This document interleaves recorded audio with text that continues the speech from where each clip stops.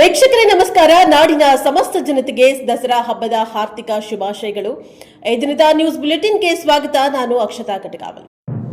ಗದಗ ಜಿಲ್ಲಾ ಗಜೇಂದ್ರಗಡ ತಾಲೂಕು ನೆರಗಲ್ನಲ್ಲಿ ಇಂದು ಬೀಚಿ ಬಳಗ ನೆರಗಲ್ ಹಾಗೂ ಶ್ರೀ ಅನ್ನದಾನ ವಿಜಯ ವಿದ್ಯಾಪ್ರಸಾದ ಸಮಿತಿ ಇವರ ಸಂಯುಕ್ತಾಶ್ರಯದಲ್ಲಿ ವಿದ್ಯಾರ್ಥಿ ಪ್ರೇರಣಾ ಇವರ ಶಿಬಿರ ಹಮ್ಮಿಕೊಳ್ಳಲಾಯಿತು. ಕಾರ್ಯಕ್ರಮದ ದಿವ್ಯ ಸಾನ್ನಿಧ್ಯ ಶ್ರೀ ಮಣಿಪೂರ್ವ ಮುಪ್ಪಿನ ಬಸವಲಿಂಗ ಮಹಾಸ್ವಾಮಿಗಳು, ಸಂಸ್ಥಾನ ಮಠ ಹಳೆಕೆರೆ ಹೊಸಪೇಟೆ ಇವರು ವಹಿಸಿಕೊಂಡಿದ್ದರು ಹಾಗೂ ಕಾರ್ಯಕ್ರಮದ ಅಧ್ಯಕ್ಷತೆಯನ್ನು ಶ್ರೀ ಕೆಎಸ್ ಕಳಕನ್ನಾವರ್ ವಹಿಸಿದ್ದು, ಉದ್ಘಾಟಕರಾಗಿ ಶ್ರೀ ಮಿಥುಂಜಿ ಪಾಟೀಲ್ ನಿರ್ವಹಿಸಿದರು. ಕಾರ್ಯಕ್ರಮದಲ್ಲಿ ಸನ್ಮಾನ್ಯ ಶ್ರೀ ರವಿ ಡಿ ಚೆನ್ನಣ್ಣನವರ್ ಐಎಫ್ಎಸ್ ಡಿಐಜಿಪಿ ಮುಖ್ಯ ಅತಿಥಿಗಳಾಗಿದ್ದರು.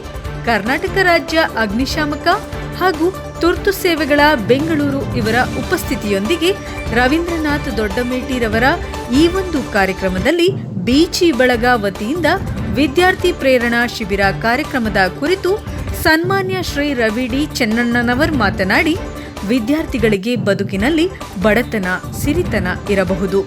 ಏನಾದರೂ ಕೂಡ ಪ್ರತಿಯೊಬ್ಬರೂ ತಮ್ಮ ಕಾಯಕದಲ್ಲಿ ಯಾವ ರೀತಿಯಾಗಿ ಬೆಳೆಯಬೇಕು, ತಂದೆ ತಾಯಿಯನ್ನು ಹೇಗೆ ನಾವು ನೋಡಿಕೊಂಡು ಹೋಗಬೇಕು ಹಾಗೂ ಜೀವನ ಎನ್ನುವುದು ಯಾವ ರೀತಿ ಇರಬೇಕು ಮತ್ತು ಪ್ರತಿಯೊಬ್ಬ ಬಡವ ಶ್ರೀಮಂತ ಎನ್ನುವ ಭೇದ ಮರೆತು ಯಾವ ರೀತಿ ಗುರಿಯನ್ನು ಸಾಧಿಸಿ ಬಾಳಬೇಕೆನ್ನುವ ವಿದ್ಯಾರ್ಥಿಯರಿಗೆ ತಮ್ಮ ಭಾಷಣದ ಮೂಲಕ ಅನುಭವದ ಎಲ್ಲ ವಿಚಾರವನ್ನ ತಿಳಿಸಿ ಅವರ ಜೀವನದ ಏಳುಬೀಳಿನ ದಾರಿಯನ್ನ ತಮ್ಮ ಭಾಷಣದ ಮೂಲಕ ಬದುಕು ಹೇಗೆ ಕಟ್ಟುವುದು ಎಂದು ಹೇಳಿದರು.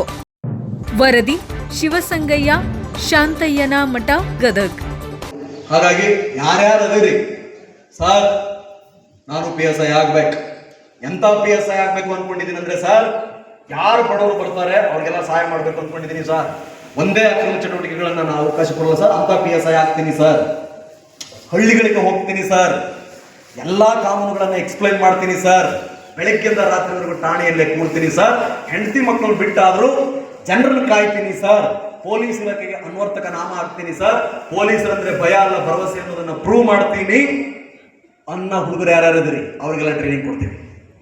ನಾನು ವಿಲೇಜ್ ಅಕೌಂಟೆಂಟ್ ಆಗ್ತೀನಿ ಸರ್, ನಾನು PDO ಆಗ್ತೀನಿ ಸರ್, ನಾನು ತಹಸೀಲ್ದಾರ್ ಆಗ್ತೀನಿ ಸರ್. ತಹಸೀಲ್ದಾರ್ ಆಗಿ ಒಬ್ಬ ತಹಸೀಲ್ದಾರ್ ಒಂದು ತಾಲೂಕಿನ ಹಣೆ ಬರವನ್ನ ಹೇಗೆ ಬದಲಾವಣೆ ಮಾಡಬಹುದು ಅನ್ನೋದನ್ನ, ಯಾವ ಯಾವ ಊರುಗಳಲ್ಲಿ ಸ್ಮಶಾನಗಳಿಲ್ಲವೋ ಆ ಊರಿಗೆ ಮೊದಲು ಸ್ಮಶಾನ ಕೊಡ್ತೀನಿ ಸರ್. ಶವ ಸಂಸ್ಕಾರಕ್ಕಾಗಿ ಹೊಡೆದಾಟಗಳಾಗಿ FIR ಗಳಾಗ್ತೀನಿ ಸರ್, ಅದಕ್ಕೊಂದು ಪರಿಹಾರ ಕಂಡುಕೊಳ್ತೀನಿ ಸರ್. ಪ್ರತಿ ಊರನ್ನ ಪೋಡಿ ಮುಕ್ತ ಗ್ರಾಮ ಮಾಡಿಸ್ತೀನಿ ಸರ್. ಅಪ್ಪ ಸತ್ರೆ ಖಾತೆ ಬದಲಾವಣೆ ಮಾಡಲಿಕ್ಕೆ ಅದ್ದಾಡಿ ಚಪ್ಪಲ್ ಹರಿದವ್ರನ್ನ ನಾನು ನೋಡಿದ್ದೀನಿ ಸರ್. ತೀರಿ ಹೋದ 15 ದಿವಸದ ಒಳಗಾಗಿ ಖಾತೆ ಬದಲಾವಣೆ ಮಾಡಿಕೊಡ್ತೀನಿ ಸರ್. ಎಷ್ಟು ಯೋಜನೆಗಳು ವೃದ್ಧರಿಗಿದೆ, ಎಷ್ಟು ಯೋಜನೆಗಳು ಹೆಣ್ಣು ಮಕ್ಕಳಿಗಿದೆ, ಮಕ್ಕಳಿಗಿದೆ ಅನ್ನೋದನ್ನ ಒಂದು ಪೂರ್ತಿ ಪ್ರತಿ ಮನೆಗೆ ಹೋಗಿ ನಾನು ಡೆಲಿವರಿ ಮಾಡ್ತೀನಿ ಸರ್. ಅಂತ ತಹಸೀಲ್ದಾರ್ ನಾನು ಆಗ್ತೀನಿ ಸರ್ ಅನ್ನೋರನ್ನ ನಾವು ತರಬೇತಿ ಕೊಡ್ತೀವಿ. ಇವತ್ತು ಅವಶ್ಯಕತೆ ಇರೋದು ಅಂತರದಪ್ಪ. ಉಳಿದವ್ರು ಹೆಂಗ್ರೆ ಯಾಕಿಲ್ಲ, ತಲೆ ಕೆಡಿಸ್ಕೊಳ್ಳೋದು ಬೇಡ. ಈಗ ನಮಸ್ಕಾರ ಮಾಡಿ ಹೋಗೋಣ. ಈ ರಾಜ್ಯಕ್ಕೆ, ಈ ರಾಷ್ಟ್ರಕ್ಕೆ ಇದು ಬೇಕಾಗಿರೋದು ಅಂತವ್ರು. ಎಲ್ಲ ಕಲಿತು ಹೋಗ್ಬಿಟ್ಟು ಪಕ್ಕೆ ಹಾಕಿ ಜನರನ್ನ ಹರಾಸ್ ಮಾಡೋರಲ್ಲ, ಅವ್ರಿಗೆಲ್ಲ ಬೆಂಕಿ ಹಚ್ಚೋ ಕಾಲ ಅತಿ ಶೀಘ್ರ ಬರ್ತಾರೆ. ಆದ್ದರಿಂದ ಗಟ್ಟಿಯಾಗಿರೋರು ಯಾರಿದ್ರಿ, ಯಾರು ಬರ್ರಿ, PUC ಮಾಡಕತ್ತೀರಿ, ಡಿಗ್ರಿ ಮುಗಿಸ್ರಿ. ಭರವಸೆ ಸಂಸ್ಥೆ ಹೆಸರು ಧಾರವಾಡದಾಗಿರುತ್ತಾ, ನಿಮಗೆ ಬಳ್ಳಾರಿ ಸಮೀಪ ಆಗುತ್ತಂದ್ರೆ ಬಳ್ಳಾರಿಗೂ ನಮ್ಮ ಹುಡುಗರು ಯಾರೋ ಮಾಡ್ಲಿಕ್ಕತ್ತಾರ, ಅವರು ಮೈಸೂರಲ್ಲಿ ಮಾಡ್ಲಿಕ್ಕತ್ತಾರ. ಎಲ್ಲಿ ಹೋಗ್ತೀರ ಅಲ್ಲಿ ಹೇಳ್ರಿ, ಯಾವುದು ಬೇಡ ಸರ, ಈ ಸಂಸ್ಥೆ ಇನ್ನೂ ತುಂಬಾ ಚೆನ್ನಾಗಿದೆ, ನಾನು ಅಲ್ಲಿ ಹೋಗ್ತೀನಿ, ನಮಗೆ ಸಹಾಯ ಮಾಡ್ರಿ ಅಂತ ಹೇಳ್ರಿ. ಅಡ್ಮಿಷನ್ ಕೊಡಿಸ್ರಿ, ಪಟ್ಟಿ ಕಟ್ಟಿ ಆದ್ರೂ ಓದ್ತೀವಿ ಅನ್ನೋರು ಯಾರು ಬರೀ ಬರ್ರಿ. We are there. ನಿಮ್ಮ ಬೀಚಿ ಬಳಗಕ್ಕೆ ಒಂದು ಸಂಪರ್ಕ ಮಾಡ್ಬೋದು. I am really happy sir. ನಿಮ್ಮ ಕೆಲಸ ಕಾರ್ಯಗಳನ್ನು ನೋಡಿ ನಿಮ್ಮ ಬಗ್ಗೆ ಹೇಳಬೇಕಾಗಿತ್ತು, ಹೇಳಲಿಕ್ಕಾಗಲಿಲ್ಲ.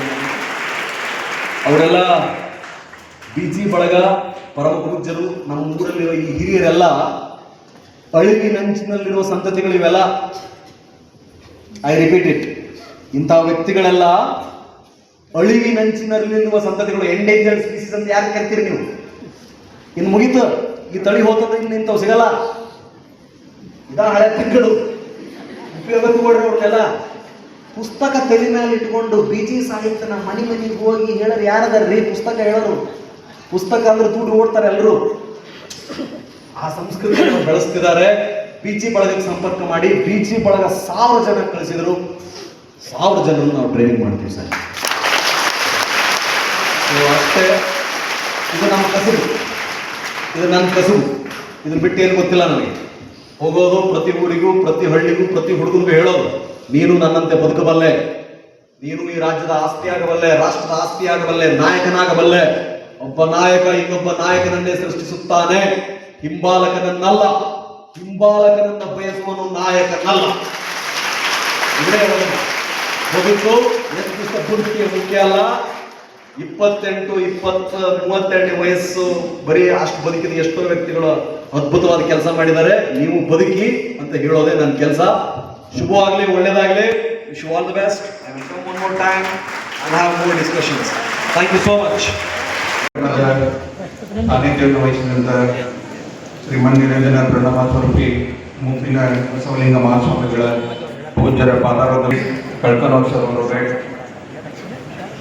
ಈ ಒಂದು ಕಾರ್ಯಕ್ರಮವನ್ನು ಆಯೋಜನೆ ಮಾಡಿ ಎಲ್ಲ ಅಧಿಕಾರಿಗಳು, ಹಿರಿಯರಾದಂಥ ಸನ್ಮಾನ್ಯ ಶ್ರೀ ರವಿ ಡಿ ಕನ್ನಡವರ್ ಸರ್ ಅವರವರೇ, ವೇದಿಕೆಗಳನ್ನೆಲ್ಲ ಗೌರವಾನ್ವಿತ ಮುಖ್ಯ ಅತಿಥಿಗಳೇ, ಎಲ್ಲ ಇಲ್ಲಿ ಸೇರಿದಂತೆಲ್ಲ ವಿದ್ಯಾರ್ಥಿಗಳೇ, ಎಲ್ಲ ಶಿಕ್ಷಕ ಬಂಧುಗಳೇ, ಎಲ್ಲ ತಮ್ಮೆಲ್ಲರೂ ಕೂಡ ನನ್ನ ಶರಣಾರ್ಥಿಗಳನ್ನು ಕಲಿಸಿ ಬಹಳ ವಿಶೇಷವಾಗಿ ನಮ್ಮ ಬೀಚಿ ಬಳಗದವರು ಈ ಒಂದು ಕಾರ್ಯಕ್ರಮ ರವಿ ಚಂದಣ್ಣವ್ರ ಸರ್ ಅವ್ರನ್ನ ಕರೆಸ್ಬೇಕು ಅನ್ನುವಂಥ ವಿಚಾರವಾಗಿ ಇಟ್ಕೊಂಡು ಅವಕಾಶವನ್ನು ಹೀಗೆ ಈ ನಮ್ಮ ಅನ್ನದಾನೇಶ್ವರ ಕಾಲೇಜಿಗೆ ಕಲಿಸಿದ್ದು ಕೂಡ ಬಹಳ ಸಂತೋಷ. ಯಾಕಂತಂದ್ರೆ ಇವತ್ತು ಈ ಒಂದು ಪ್ರೇರಣೆಯನ್ನ ನೀಡ್ತಕ್ಕಂಥದ್ದು ಅದರಲ್ಲಿ ವಿದ್ಯಾರ್ಥಿಗಳ ಜೀವನದಲ್ಲಿ ಸಾಕಷ್ಟು ನಿಮಗೆ ಅವಕಾಶಗಳನ್ನು ಕಲ್ಪಿಸ್ಬಿಟ್ಟಿದಾಯಕ ವಿಚಾರಗಳನ್ನ ನಿಮ್ಮ ಜೊತೆ ಯಾರು ಹಂಚ್ಕೊಳ್ತಾರೆ ಅಂಥವ್ರನ್ನ ಕರೆಸಿ ಮಾತಾಡಿದಾಗ ಅದಕ್ಕೆ ಒಂದು ಪಾಸಿಟಿವ್ ಆಗಿ ನಿಮ್ಮ ಒಂದು ಜೀವನಕ್ಕೆ ಸಿಗ್ತಕ್ಕಂಥ ವಿಷಯಗಳು. ಯಾಕಂತಂದ್ರೆ ಈಗಾಗಲೇ ನೀವೆಲ್ಲ SSLCಯಲ್ಲಿ ಸಾಕಷ್ಟು ಇವತ್ತೆಲ್ಲ 98, 95, 99 ವರೆಗೂ ಕೂಡ 90 ಅನೇಕ ತಮ್ಮ ಪರ್ಸನ್ ಮೇಲೆ ಎಲ್ಲೇ ಒಂದು ವಿಚಾರವಾಗಿ ನೀವೇನಾಗುತ್ತೆ ಸ್ವಲ್ಪ ಸ್ಲೋ ಡೌನ್ ಆಗ್ತಾ ಇರ್ತೀರಿ. ಯಾಕಂತಂದ್ರೆ ನಾನು SSLCಯಲ್ಲಿ ತುಂಬಾ ಚೆನ್ನಾಗಿ ಪರ್ಸೆಂಟೇಜ್ ಮಾಡಿ ಅನ್ನುವಂಥ ಒಂದು ನಿಮ್ಮಲ್ಲಿ ಇರ್ತೈತ ಭಾವನೆ. ಆದ್ರೆ UCL ಬಂದ್ಮೇಲೆ ಸಾಕಷ್ಟು ನಿಮ್ಮ ವಿದ್ಯಾಭ್ಯಾಸದಲ್ಲಿ ಕಾನ್ಸಂಟ್ರೇಷನ್ ಮಾಡತಕ್ಕಂಥದ್ದು ಸಾಕಷ್ಟು ಹಲವಾರು ರೀತಿಗಳಲ್ಲಿ ವ್ಯತ್ಯಾಸಗಳಿರ್ತಾವೆ. ಅದಕ್ಕೆ ನೀವು ಈಸಿಯಾಗಿ ತೆಗೆದುಕೊಳ್ಬಹುದು. ಯಾವಾಗಲೂ ಕೂಡ ಬಹಳ ಪಾಸಿಟಿವ್ ಆಗಿ ವೆರಿ ಸ್ಟ್ರಾಂಗ್ ಮೈಂಡೆಡ್ ಆಗಿ ನಿಮ್ಮ ಸ್ಟಡೀಸ್ ಅನ್ನ ಆಟಿಟ್ಯೂಡ್ ಅನ್ನ ಚೇಂಜ್ ಮಾಡತಕ್ಕಂಥದ್ದು ಈ PUC ಪ್ಲಾಟ್ಫಾರ್ಮ್ ಅಲ್ಲಿ ಇರುತ್ತೆ.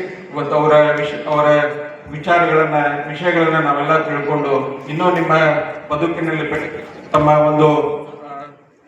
ವಿದ್ಯಾರ್ಥಿ ಜೀವನದಲ್ಲಿ ಇನ್ನೂ ತಮಗೆ ಅನುಕೂಲ ಆಗ್ತಕ್ಕಂಥ ವಿಷಯಗಳನ್ನ ನಾವೆಲ್ಲ ಮಾಡಕ್ಕೆ ನಮ್ಮ ಬೀಚಿ ಬಳಗದವರು ಮತ್ತು ಅನ್ನದಾನೇಶ್ವರ ಕಾಲೇಜ್ನವರು ಅವಕಾಶ ಮಾಡಿಕೊಟ್ಟಿದ್ದಾರೆ. ತಮ್ಮೆಲ್ಲರಿಗೂ ಕೂಡ ಒಳ್ಳೆಯದಾಗಲಿ. ಅವರ ಮಾತುಗಳನ್ನ ಕೇಳಿ ನಾವು ಕೂಡ ಒಂದು ಸಮಾಜದಲ್ಲಿ ಒಳ್ಳೆಯವರಾಗಿ ಒಂದು ಬೆಳೀತಕ್ಕಂಥ ಒಂದು ಸ್ಫೂರ್ತಿದಾಯಕ ತಮ್ಮೆಲ್ಲರ ಬದುಕಲ್ಲಿ ಬರಲಿ ಅಂತ ಹಾರೈಸಿ ನಾನು ಎರಡು ಮಾತನ್ನು ಮುಗಿಸ್ತೇನೆ. ಜೈ ಜೈ. ತಿಳಿದುಕೊಂಡು ಅವರನ್ನ ಐಕಾನ್ ಇಟ್ಕೊಂಡು ತಮ್ಮ ಜೀವನದಲ್ಲಿ ಸಾಧನೆ ಮಾಡಬೇಕು ಅಂತಕ್ಕಂಥ ಛಲವನ್ನು ತೊಟ್ಟಿರ್ತಕ್ಕಂಥ ವಿದ್ಯಾರ್ಥಿಗಳು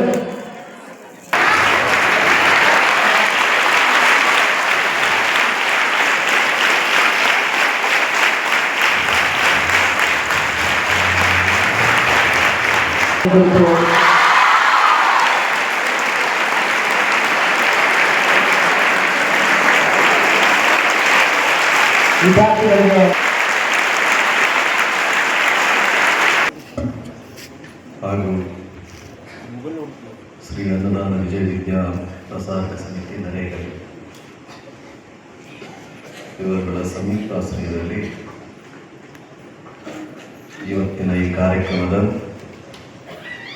ದಿವ್ಯ ಪೂಜ್ಯರ ಕಡಿದಾವರಿಗಳಲ್ಲಿ ನಮಸ್ಕರಿಸಿ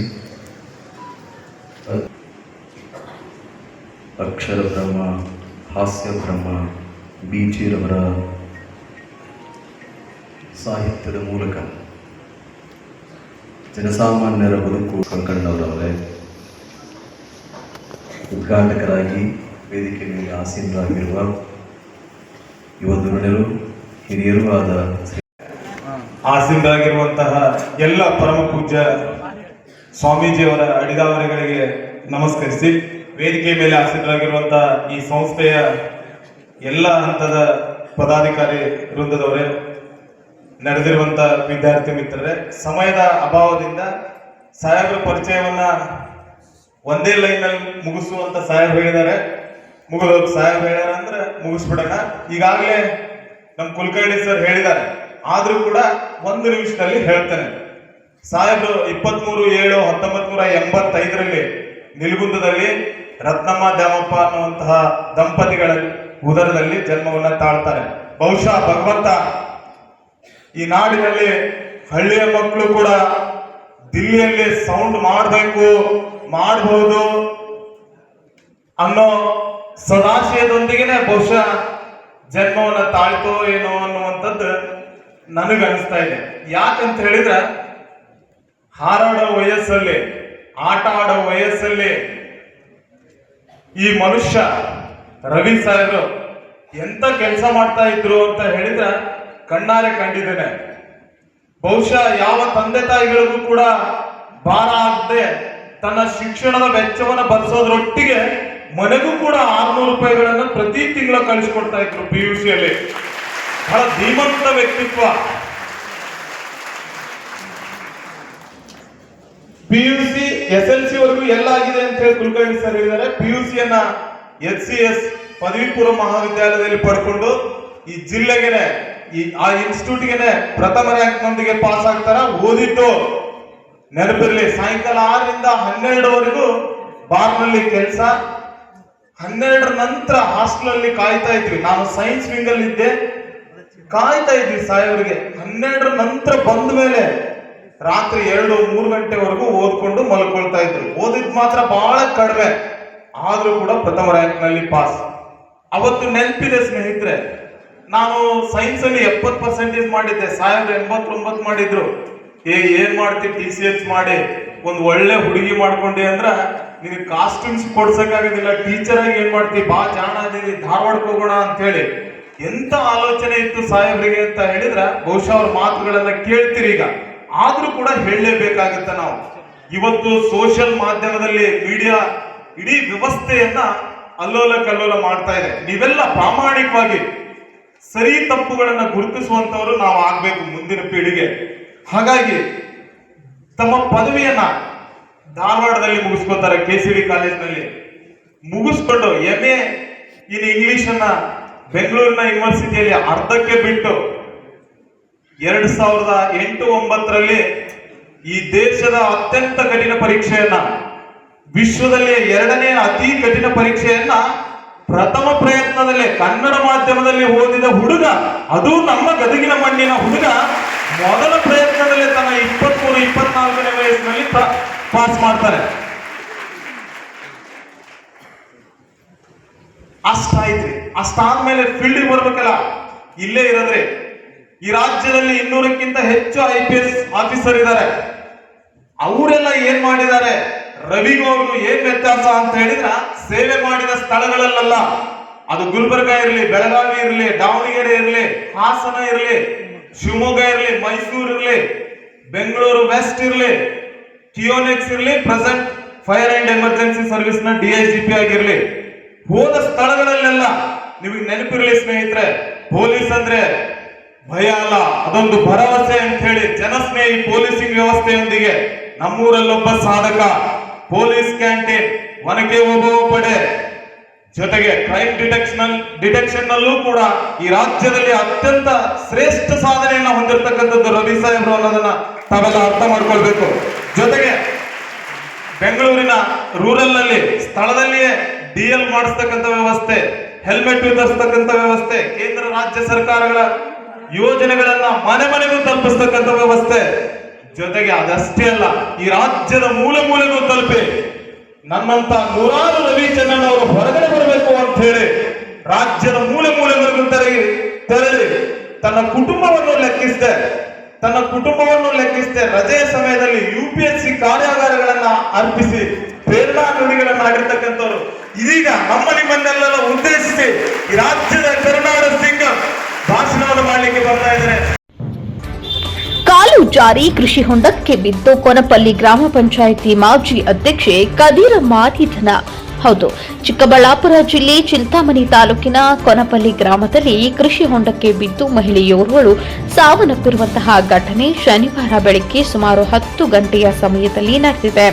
ಮೃತಪಟ್ಟ ಮಹಿಳೆ ಸದರಿ ಗ್ರಾಮದ ಕದೀರಮ್ಮ ಎಂದು ಗುರುತಿಸಲಾಗಿದ್ದು, ಇವರು ಗ್ರಾಮ ಪಂಚಾಯಿತಿ ಮಾಜಿ ಅಧ್ಯಕ್ಷರಾಗಿದ್ದರು. ಶನಿವಾರ ಬೆಳಗ್ಗೆ 10 ಗಂಟೆ ಸಮಯದಲ್ಲಿ ತಮ್ಮದೇ ತೋಟದಲ್ಲಿ ಕೆಲಸ ಮಾಡಿ ಕೈಕಾಲು ತೊಳೆಯಲು ಕೃಷಿ ಹೊಂಡದ ಬಳಿ ತೆರಳಿದಾಗ ಕಾಲು ಜಾರಿ ಕೃಷಿ ಹೊಂಡಕ್ಕೆ ಬಿದ್ದು ಮೃತಪಟ್ಟಿದ್ದಾರೆ ಎಂದು ತಿಳಿದು ಬಂದಿದೆ. ಇನ್ನು ಘಟನಾ ಸ್ಥಳಕ್ಕೆ ವಿಷಯ ತಿಳಿದ ಕೂಡಲೇ ಚಿಂತಾಮಣಿ ಗ್ರಾಮಾಂತರ ಪೊಲೀಸ್ ಠಾಣೆಯ PSI ಮಮತಾ ಮತ್ತು ಸಿಬ್ಬಂದಿ ಭೇಟಿ ನೀಡಿ ಸ್ಥಳ ಪರಿಶೀಲನೆ ನಡೆಸಿ ಮೃತರ ಸಂಬಂಧಿಕರು ನೀಡಿದ ದೂರಿನ ಮೇರೆಗೆ ಪ್ರಕರಣ ದಾಖಲಿಸಿಕೊಂಡು ಮುಂದಿನ ಕ್ರಮ ಕೈಗೊಂಡಿದ್ದಾರೆ. ಮೃತರ ಅಂತ್ಯಕ್ರಿಯೆ ಕೊನಪಲ್ಲಿ ಗ್ರಾಮದಲ್ಲಿ ಶನಿವಾರ ಸಂಜೆ 4 ಗಂಟೆಗೆ ನಡೆಯಲಿದೆ ಎಂದು ಮೃತರ ಸಂಬಂಧಿಕರು ತಿಳಿಸಿದ್ದಾರೆ. News report CS Ravi, Chikkaballapur. Somashekhar ಲಾವ್ಗೆರೆಯಿಂದ ನಾಲಿಗೆ ಹಿಡಿದು ಮಾತನಾಡಲು ಎಚ್ಚರಿಕೆ. ಬುದ್ಧಿಭ್ರಮಣೆಯಾಗಿದ್ರೆ ಹಾಸ್ಪಿಟಲ್ಗೆ ಸೇರಿಕೋ ಎಂದು ರತ್ನಾಕರ್ ಹೊನಗೋಡುಗೆ ಎಚ್ಚರಿಕೆಯ ಟಾಂಗ್. ಹೌದು, ಶುಕ್ರವಾರ ಬೆಳಗ್ಗೆ ಪತ್ರಿಕಾ ಮಾಧ್ಯಮದವರೊಂದಿಗೆ ಸಾಗರ ತಾಲೂಕು ಕಾಂಗ್ರೆಸ್ ಪಕ್ಷದ ಮುಖಂಡ ಸೋಮಶೇಖರ್ ಅವರು ರತ್ನಾಕರ್ ಹೋನಗುಂಡ ಅವರಿಗೆ ನಾಲಿಗೆ ಬಿಗಿ ಹಿಡಿದು ಮಾತನಾಡಲು ಎಚ್ಚರಿಕೆ ನೀಡಿದರು. ಸಾಗರ ಕ್ಷೇತ್ರದ ಕಾಂಗ್ರೆಸ್ ಯುವ ನೆಚ್ಚಿನ ನಾಯಕನಾದಂತಹ ಶಾಸಕ ಗೋಪಾಲಕೃಷ್ಣ ಬೇಳೂರು ಒಬ್ಬ ತಾಲೂಕಿನ ಶಾಸಕರು ಅವರನ್ನ ಏಕವಚನದಲ್ಲಿ ಮಾತನಾಡಿಸುವುದನ್ನ ಬಿಟ್ಟು ಬಹುವಚನ ಪದಗಳನ್ನ ಬಳಸಲು ಎಚ್ಚರಿಸಿದರು. ರತ್ನಾಕರ್ ಹೊನಗೋಡು ನಿನ್ನ ಹಾಗೆ ಅರಣ್ಯದ ಮರಗಳ್ಳರಲ್ಲ, ಘನರಾಜ್ಯ ಸರ್ಕಾರವೇ ಆರಿಸಿದ ಅರಣ್ಯ ಇಲಾಖೆಯ ಕಾಡಿನ ಪರಿಸರವನ್ನು ರಕ್ಷಿಸುವ ರಾಜ್ಯ ಅಧ್ಯಕ್ಷರು ಈ ನಮ್ಮ ಗೋಪಾಲಕೃಷ್ಣ ಬೇಳೂರು ಎಂಬುದನ್ನ ಮರೆಯಬೇಡ ಎಂದು ಏಕವಚನದಲ್ಲಿ ಮಾತನಾಡಿದ ಸೋಮಶೇಖರ ಲಾವಗೇರೆ, ನಮ್ಮ ಶಾಸಕರು ರೈತರಿಗೆ ಯಾವತ್ತೂ ಕೆಡಕನ್ನ ಬಯಸಿದವರಲ್ಲ. ಹಾಗೇನಾದರೂ ನಿನ್ನ ಹತ್ರ ಯಾವುದಾದರೂ ಸರಿಯಾದ ಸಾಕ್ಷಿ ಇದ್ದರೆ ಅದನ್ನ ಸಾಬೀತು ಮಾಡು. ಸುಮ್ಮನೆ ಸುಳ್ಳು ಆರೋಪದ ಮೇಲೆ ಮೆರೆಯಬೇಡ. ನಿನ್ನ ಹಾಗೆ ಗಣಪತಿ ಹಬ್ಬಕ್ಕೆ ಕೆಲವು ಸಂಘಗಳಿಗೆ ಹಣ ಕೊಡಲು ಯಾವುದೋ ಸಭಾಭವನದಲ್ಲಿ ಸಭೆ ಸೇರಿಸಿದ್ದ ಹಾಗೆ ಸೇರಿಸಿ ಕೆಲವು ಸಂಘಗಳಿಗೆ ಹಣ ಕೊಟ್ಟು ಈ ವಿಷಯವನ್ನ ಪ್ರಚಾರ ಸಭೆಯ ಹಾಗೆ ಮಾಡಿ ಮತ್ತೆ ಅದೇ ಸಭೆಯಲ್ಲಿ ಪ್ರಚಾರ ಮಾಡಬೇಡಿ ಎಂದು ಹೇಳಿದವ ನಿಜಕ್ಕೂ ನಿನಗೆ ಬುದ್ಧಿ ಭ್ರಮಣೆಯಾಗಿದೆ. ಸರಿಯಾಗಿ ಯಾವುದಾದ್ರೂ ಒಳ್ಳೆಯ ಹಾಸ್ಪಿಟಲ್ಗೆ ತೋರಿಸ್ಕೋ ಎಂದು ಎಚ್ಚರಿಸಿದ್ರು. ಕನ್ನಡ ಚಿತ್ರರಂಗದ ಒಳ್ಳೆಯ ಪದದ ಹಾಡಿಗೆ ನಿನ್ನ ರೀತಿಯ ವಿವೇಕತನದ ಪದ ಬಳಸಲು ನಮಗೂ ಬರುತ್ತೆ. ಆದ್ರೆ ನಿನ್ನ ಹಾಗೆ ಮರಳು ಗಳ್ಳರಲ್ಲ, ನಾವು ಪೊಲೀಸ್ ಸ್ಟೇಷನ್ ಜಾಗ ಕಳ್ಳರಲ್ಲ, ಮರ ಕಳ್ಳರಲ್ಲ, ಸುಂಟಿ ವ್ಯಾಪಾರಸ್ಥರ ಮೋಸದ ಕಳ್ಳರಲ್ಲ ಎಂದು ಎಚ್ಚರಿಕೆ ಮಾತುಗಳನ್ನು ಹೇಳಿ ಪತ್ರಿಕೆ ಮಾಧ್ಯಮದವರಿಗೆ ಸುದ್ದಿಗೋಷ್ಠಿ ಮಾಡಿದ್ರು ಎಂದು ಹೇಳಿದರು. ಈ ಸಂದರ್ಭದಲ್ಲಿ ಆನಂದಪುರ ಕಾಂಗ್ರೆಸ್ ಘಟಕದ ಅಧ್ಯಕ್ಷರಾದಂತಹ ಗಜೇಂದ್ರ ಯಾದವ್, ಘಟಕದ ಸಂಚಾಲಕರಾದಂತಹ ಉಮೇಶ್ ಎನ್, ಮುಖಂಡರು ಸಂಚಾಲಕರಾದಂತಹ ಚೇತನ್ ಕನ್ನೂರು, ಕಲೀಂ ಉಲ್ಲಾ, ಲೋಕೇಶ್ ಹೊಸೂರು, ಬಸವರಾಜ ಇನ್ನು ಮುಂತಾದ ಕಾಂಗ್ರೆಸ್ ಮುಖಂಡರು ಪತ್ರಿಕಾಗೋಷ್ಠಿಯಲ್ಲಿ ಹಾಜರಿದ್ದರು. News report Ramesh DG, Anandapura, Shivamogga. ಪತ್ರಿಕಾಗೋಷ್ಠಿಗೆ ಸ್ವಾಗತ. ಈ ಒಂದು ಪತ್ರಿಕಾಗೋಷ್ಠಿಯನ್ನ ನಮ್ಮ ಪಕ್ಷದ ಯುವ ಮುಖಂಡರು, ತಾಲೂಕ್ ಪಂಚಾಯತ್ನ ಮಾಜಿ ಸದಸ್ಯರು, ನಮ್ಮ ನಗರ ಪ್ರಾಧಿಕಾರದ ಸದಸ್ಯರಾಗಿರ್ತಕ್ಕಂಥ ಸೋಮಶೇಖರ್ ಲಾವಗೇರೆ ಅವರು ನಡೆಸಿಕೊಡ್ತಾರೆ. ಈ ಒಂದು ಪತ್ರಿಕಾಗೋಷ್ಠಿಯಲ್ಲಿ ನಮ್ಮ ಅನಂತಪುರ ಘಟಕದ ಅಧ್ಯಕ್ಷರು, ಗ್ರಾಮ ಪಂಚಾಯತ್ ಸದಸ್ಯ ಮಿತ್ರರಾಗಿರ್ತಕ್ಕಂಥ ಗಜೇಂದ್ರ ಅವರಿದ್ದಾರೆ. ಹಾಗೆ ನಮ್ಮ ಆಚಾಪುರ ಗ್ರಾಮ ಪಂಚಾಯತ್ ಅಧ್ಯಕ್ಷರು ಮತ್ತು ಘಟಕದ ಅಧ್ಯಕ್ಷರಾಗಿರ್ತಕ್ಕಂಥ ಕಲೀಮುಲ್ಲಾ ಖಾನ್ ಅವರಿದ್ದಾರೆ.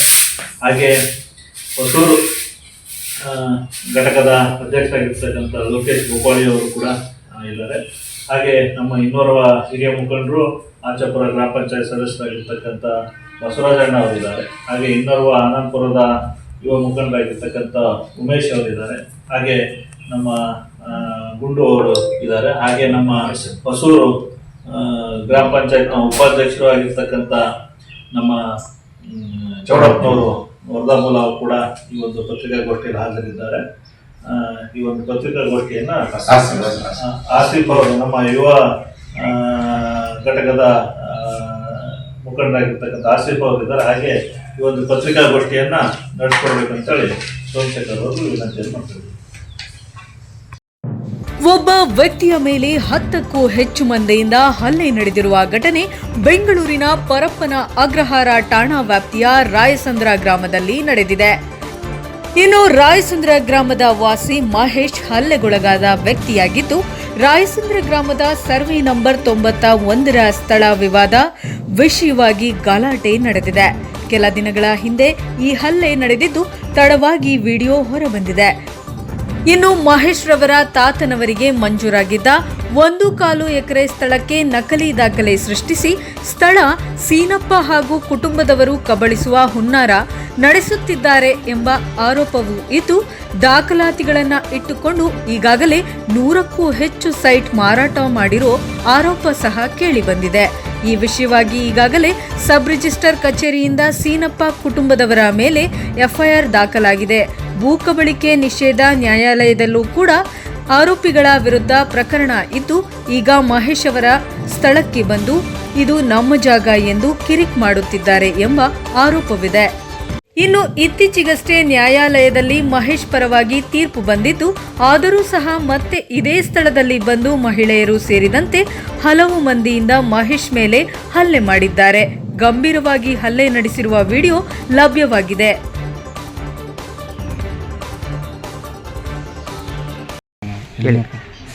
ಸರ್, ಇದು ನಮ್ಮದೇ ಜಾಗ. ಇದು ನಮ್ಮ ಮಾವ ಅವ್ರದ್ದು, ಮುನ್ಸಪ್ಪ ಅವ್ರದ್ದು, ನಮ್ಮ ಯಜಮಾನ್ರವ್ರ ತಂದೆ. ಇದು ಈ ಜಾಗದಲ್ಲಿ ನಾವು ಕ್ಲೀನ್ ಮಾಡೋಕ್ಕೆ ಬಂದಾಗ ಮೊನ್ನೆ ಬಂದ್ಬಿಟ್ಟು ಎಲ್ಲರೂ ಏಕಾಏಕಿ ಯಾರೂ ಇದ್ದಿಲ್ಲ. ನಮ್ಮ ಮನೇಲಿ ನಾನು ಒಬ್ಬಳೇ ಇದ್ದೆ. ಬಂದ್ಬಿಟ್ಟು ಬೈಕೊತಾ ಇದ್ದರು.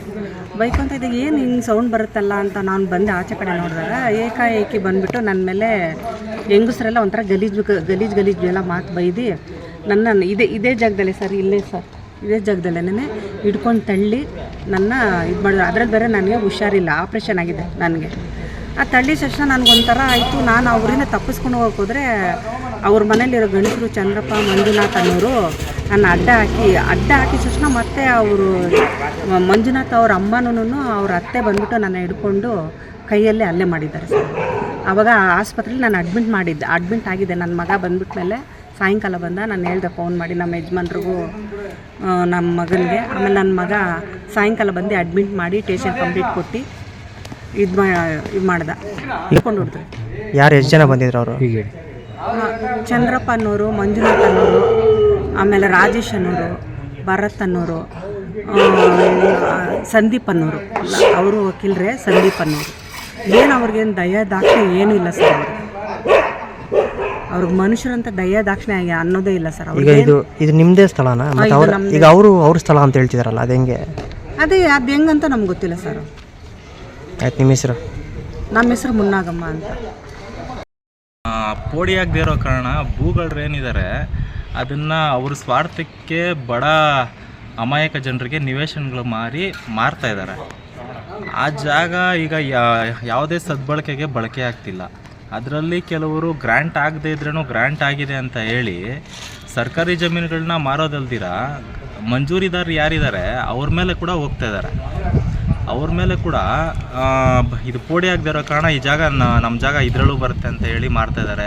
ಮೊದಲು ತಾತ ಮಾರಿದ್ರು, ಆಮೇಲೆ ಅವ್ರ ಮಕ್ಕಳು ಮಾರಿದ್ರು, ಮತ್ತೆ ಮೊಮ್ಮಕ್ಕಳು ನನಗೂ ಇದ್ರಲ್ಲಿ ಪಾಲು ಬಂದಿಲ್ಲ ಅಂತ ಮತ್ತೆ ಕೇಸ್ ಹಾಕೊಂಡೋಗಿ ಪಾಪ ಅಮಾಯಕ ಜನರ ಹತ್ರ ಸುಲಿಗೆ ಮಾಡ್ತಿದ್ದಾರೆ. ಪಾರ್ಟಿಷನ್ ಕೇಸ್ ಹಾಕ್ತೀವಿ, ಅದಾಗ್ತೀವಿ, ನಮಗಿದು ನಮ್ಮ ಮೂಲ ಪಿತ್ರಾರ್ಜಿತ ಆಸ್ತಿಗಳಂತ ಹೇಳಿ.